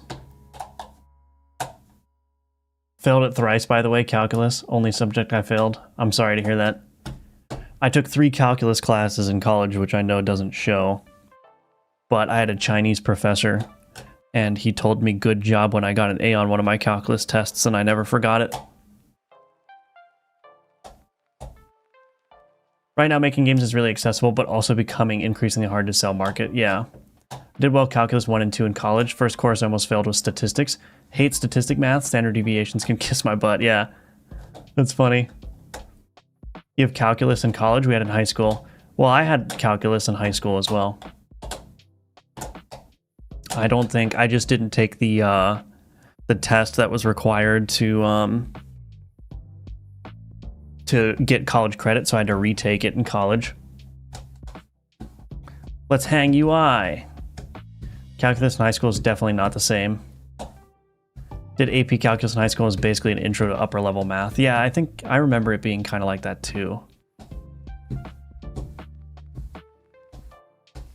There's a limit in AI and VS Code. I have not hit that limit, so I'll cross that bridge when I get there.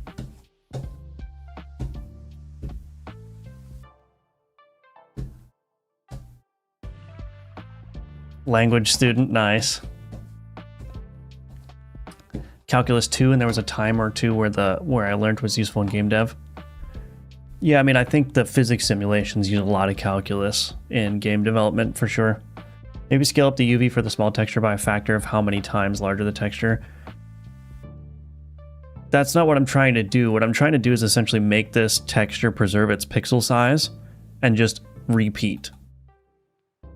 So basically, it would be as if you made this canvas size the same exact canvas size as the texture that I'm applying the shader to, and then it just like creates a one-to-one mapping, because I need this pattern to be preserved perfectly. But I don't think scaling the UVs is going to do that. I actually need to...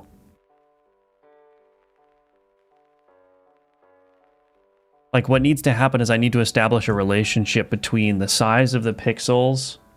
Let me think about this. I need the size of the pixels in UV terms for the large texture, and the size in pixels of, or the size of UV of the pixels of the small texture. Oh, I think that's what I need to do. Wait. So I take the small texture UV. Wait. Float ratio is equal to... Oh, shoot. Okay, let's do small texture pixel size divided by texture pixel size. Is that right?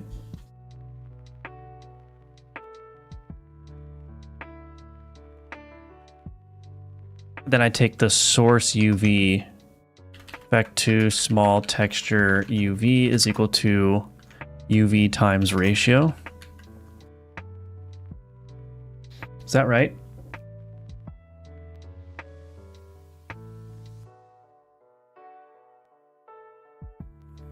I think that'll work, but now I need the mask size. So let's do float mask texture. Let's do mask texture pixel size. Let's do vec2 1.0 divided by vec2 mask size. Is that right? Yeah. And then the ratio here.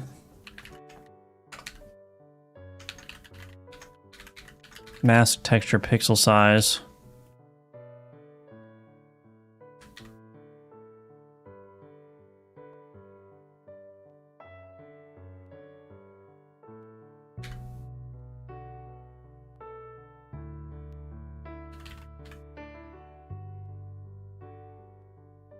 Nope.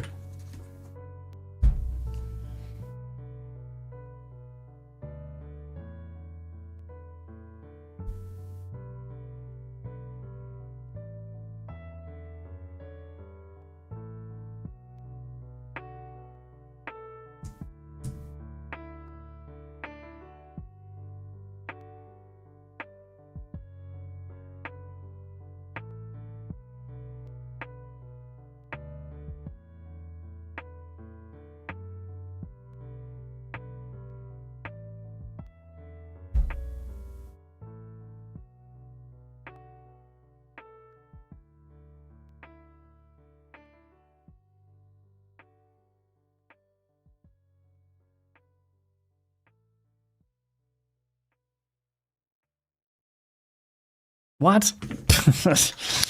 Oh, goodness. That's definitely not working. Okay. I'm failing utterly here. I'm so happy I don't have calculus in my college, dude. Not in community college. I don't know what that means. Oh. Translates to information system. It's like more focus on programming. Oh, that's good. Glitch6, welcome. Also, welcome, Kale. Good to see you. I was trying to generate a player in a cave-generated tile map. Do you know of any solutions for spawning the player within the bounds of the tile map in Godot 4? Well, my initial thought is you should have a record of all of the empty spaces, right? Because if you're generating a cave, that implies you know where you're placing the solid blocks. And so that would be the first place I would look. Is there a way that you can store all of the open air blocks or whatever and spawn the player there? And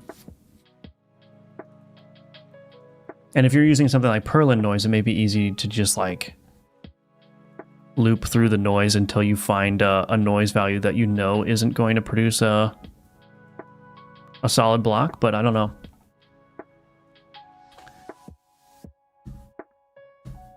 Right, so I understand that, Danilo. I just don't know how to get the UV value that I need. I know that I need a UV value greater than 1, but... Oh, I see. So you're saying...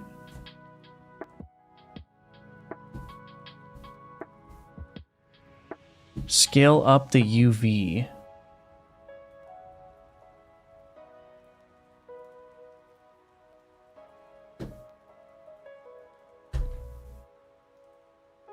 I mean, that's essentially what I'm doing here, right? I just don't know if this is correct. I'm getting the factor, the difference between the size of the... Like, that's what this ratio should be doing.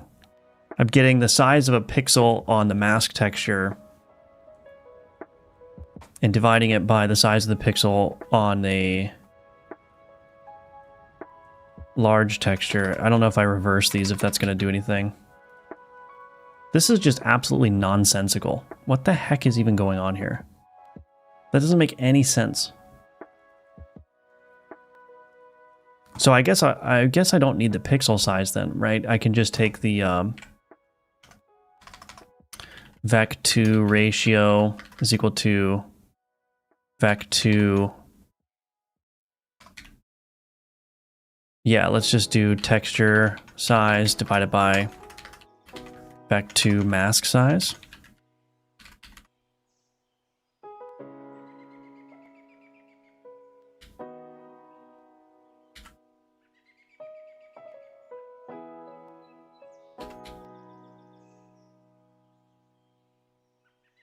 Okay, let's flip these then.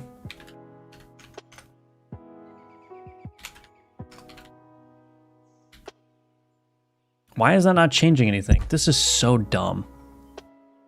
This is unbelievable.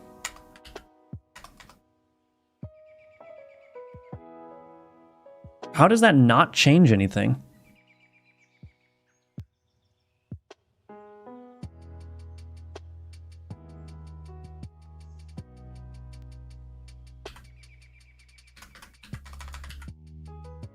Literally makes no difference. How is that possible?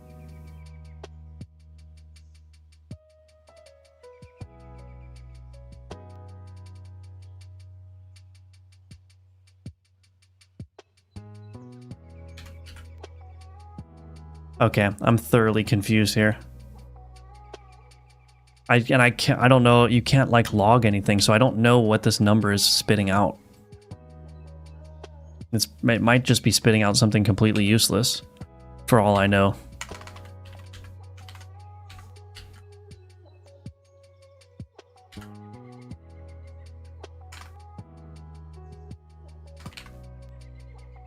So the ratio needs to be higher. Okay. So that's kind of like, I mean, that's what I'm trying to go for, basically.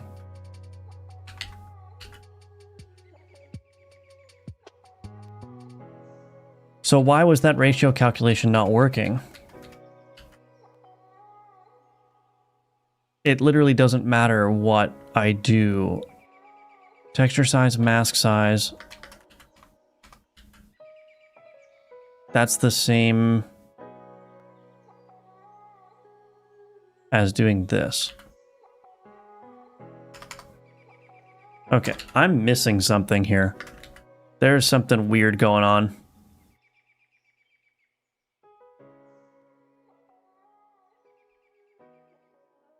It's a platformer-like approach. Gotcha. How's Gunforge going? Gunforge is finished. I don't know. Maybe you're aware of that. But also, it sold pretty well. I think the sales are basically done, though.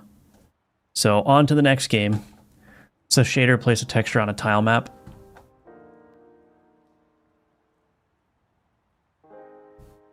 I have no clue what that means, Kenny Az.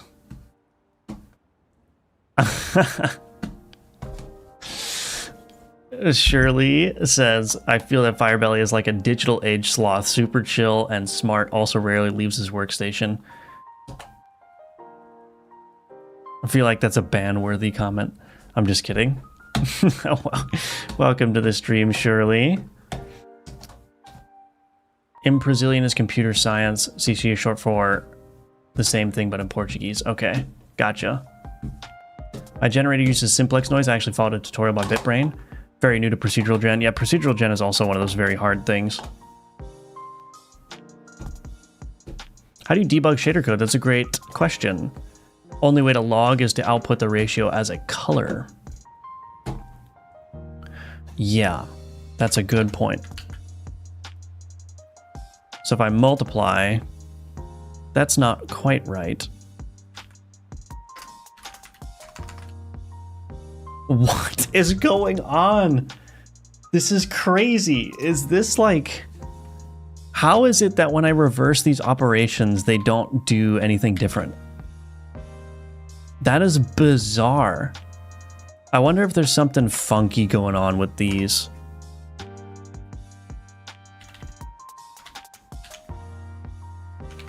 Is this texture size not doing what I think it's doing?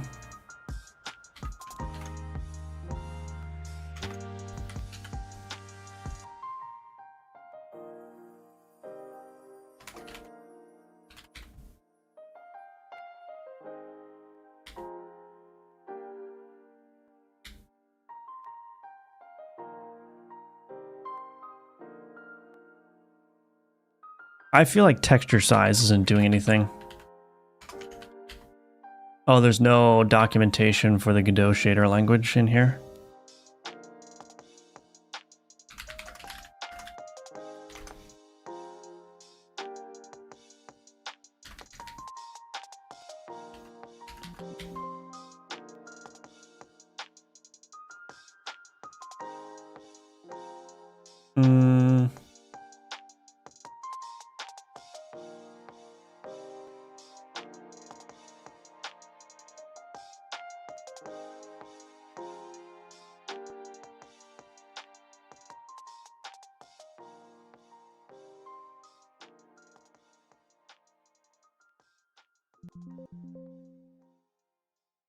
Where am I supposed to find the information that I need? Built-in functions.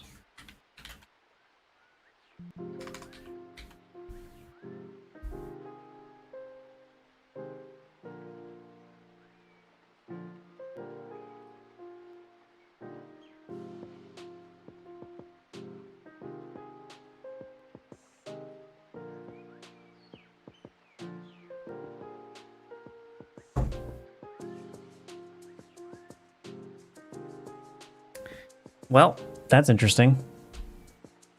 No, you cannot. No, you can't put breakpoints in shader code. I think you need to use the world UV instead. Why would I need to use the world UV? How do they fit all that in 300 megabytes? I don't know. That's a good question. That is a good question. I'm going to lose my mind right here. Let's see. What is going on? I don't understand. Does this do anything? Oh, that did something.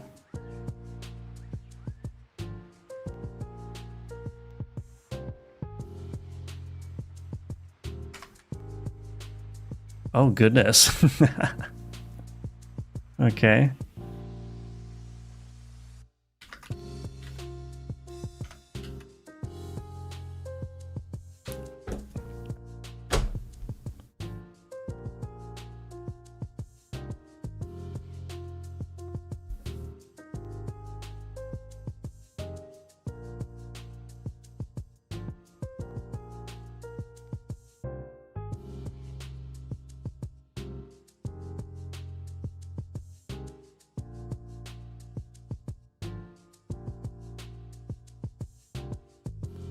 The ratio needs to be a positive value, I think.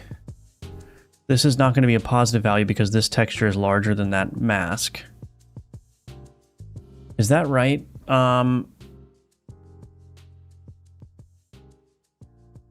on.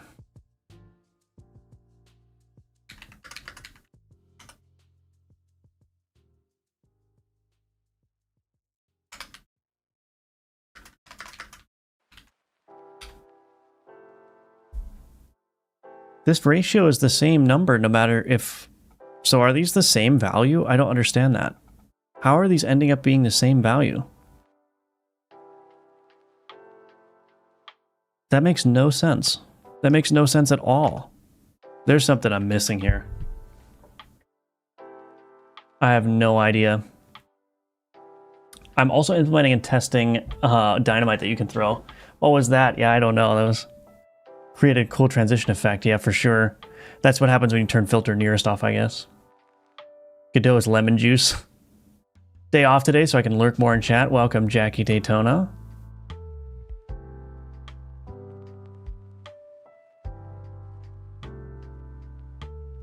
The mask is the small texture, then mask texture is less than 1. Oh, right. I was still operating on the UV assumption. Because before I was trying to get the ratio of the UVs to each other. Right, so this ratio should be positive, and it should be positive by a lot. Small texture UV.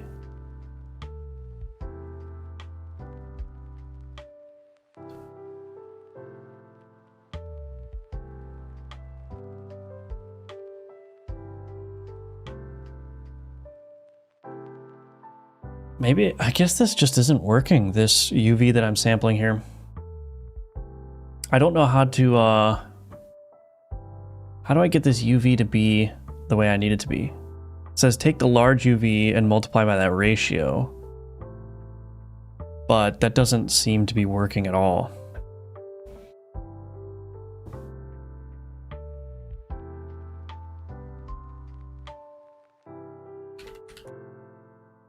What am I missing here? UV divided by ratio? How does that not change? That is like the most absurdly confusing thing of all time.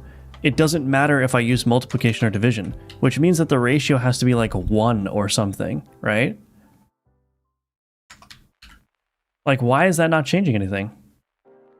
If the ratio was like a positive number, like let's just put 2 in here. Yeah, the ratio is 1. Why is the ratio 1?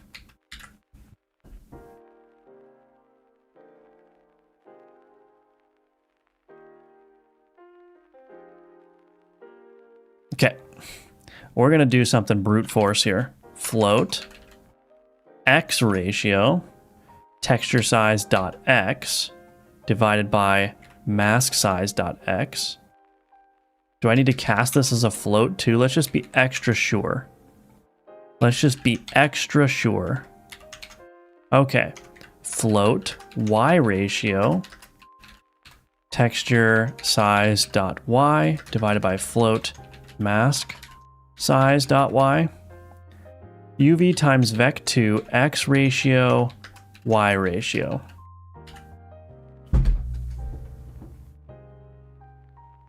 Okay, let's try with different LODs then. That didn't work.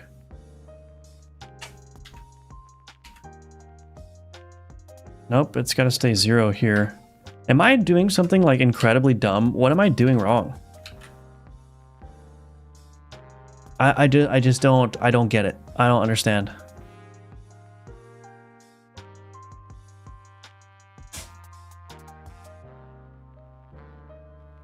Yeah, I'm modifying color A based on the sample. I mean, I could just do this.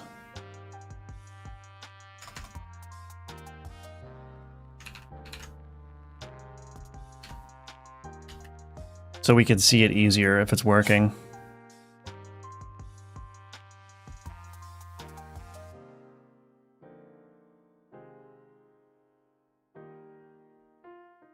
Yeah, some nerdy stuff. Yeah, it's all nerdy stuff. This is like nerd central. I don't know about you guys, but I'm absolutely puzzled. Like, why?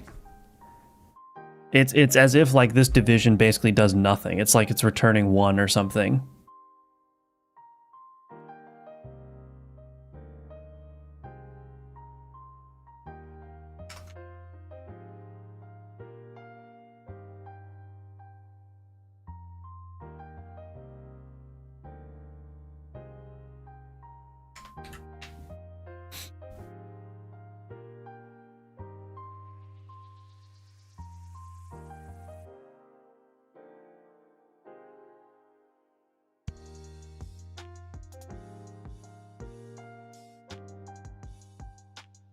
There's some calculus stuff here. Derivatives.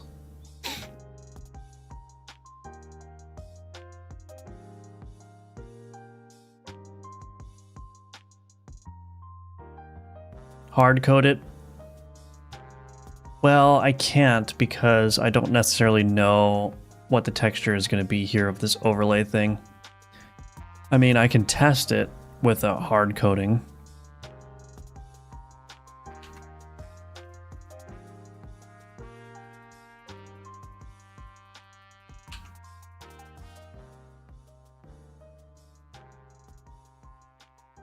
Yeah, so if I hard code it, it works.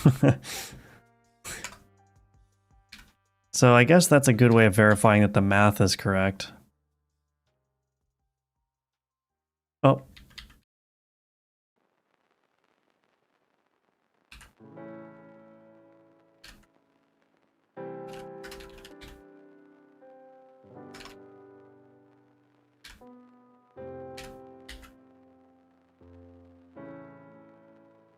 I mean, that's essentially exactly what I'm trying to do.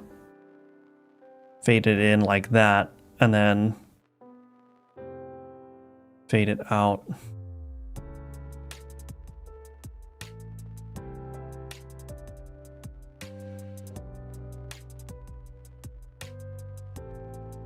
So yeah, this texture size must just not be working.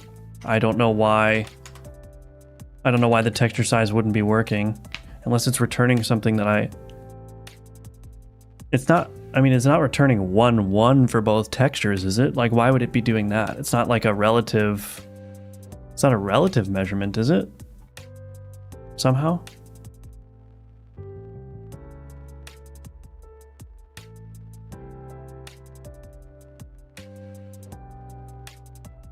Width, height, and depth of the texture. The components in the return value are filled in order with the width, height, and depth.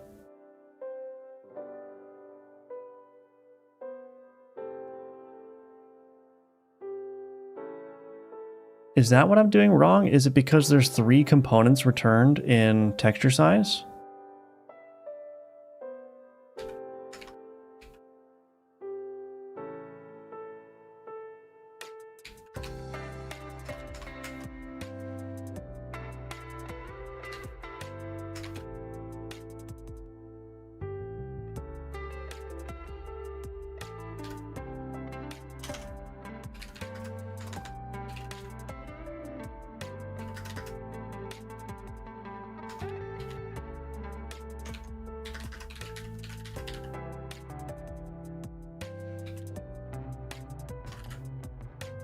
Nope.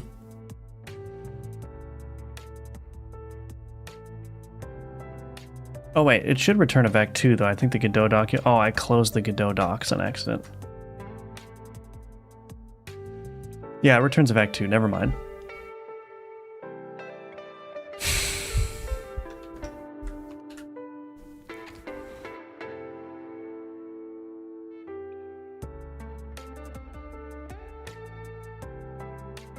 I'm stumped. Yeah, I do. Yeah, I am flagging the texture with repeat up here. Repeat enable, filter nearest. Is the ratio clamped? The ratio is not clamped. Smack that blue rabbit and tell it what you need, yeah.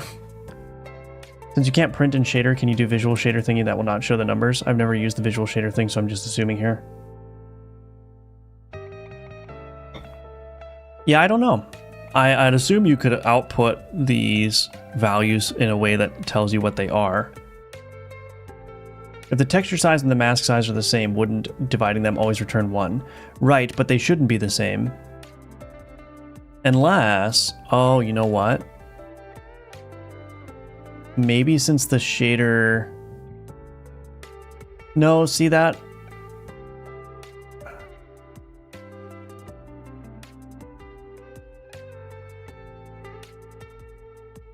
The shader is applied to this color rectangle.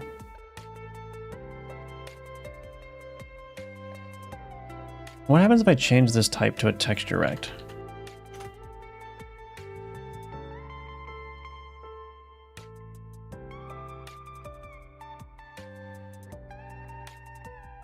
Oh, let's just do a placeholder texture, I guess.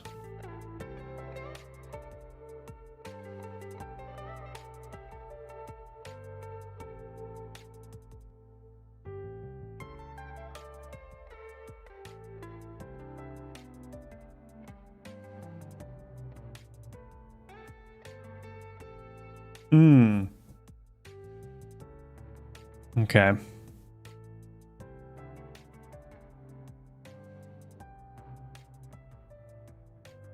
Okay, so I guess the problem was the color rect, it doesn't have an actual texture size, or maybe its texture size is 1. Yeah, I bet you the color rectangle, when you do a texture size on a color rectangle, it's always a 1, 1. That's probably what was happening. That would explain everything.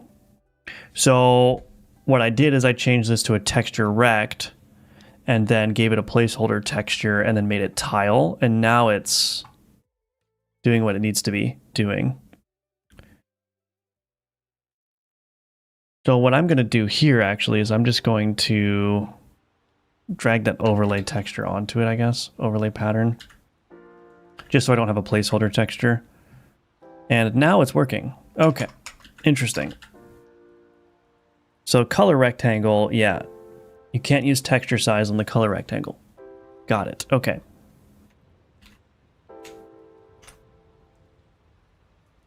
Now hopefully this should work now. Yeah. Goodness gracious. Ratio is larger than 1, so always be white. All you can do is enable HDR so you get whiter. Yeah. Yeah, it should be simple enough to replicate for sure. Texture and the mask are both 4x4. No, the source texture is going to be the screen size, basically. Going hard today, yeah. I doing it the color texture of the entire screen. Just the, yeah, I was doing it to the color rectangle. Color rect doesn't have a texture size. There's no way of getting it the size and shader. No, I think it does have a texture size. I just think it's probably fixed to 1, 1. So if the texture size returned by this line here ended up being 1, 1. No, wait, I guess that wouldn't have made sense why this ratio doesn't change when I flip them then. Yeah, I have no clue.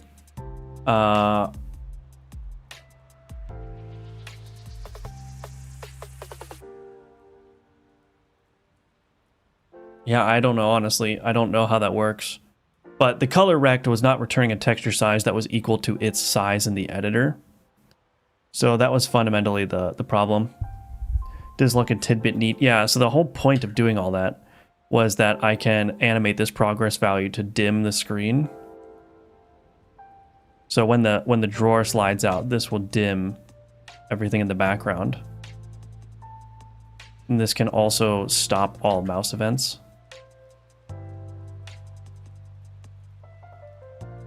I mean, we'll try that later, but yeah. Doesn't matter how we got here as long as we got here right. Exactly.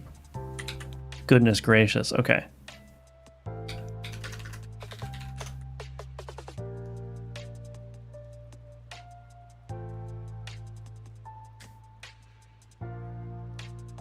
It's not the texture rect that's the problem, it's the color rect.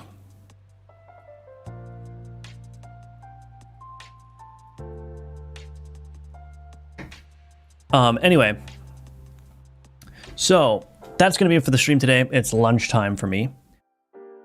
Thank you all for being here. Thank you all for struggling struggling through that with me. That was quite a doozy, but that happens sometimes. So, you know, it's how we do it. But in any case, yeah, Big Mac, no, I'm a double quarter pounder with cheese kind of guy. Don't be insulting me with this Big Mac nonsense. Come on.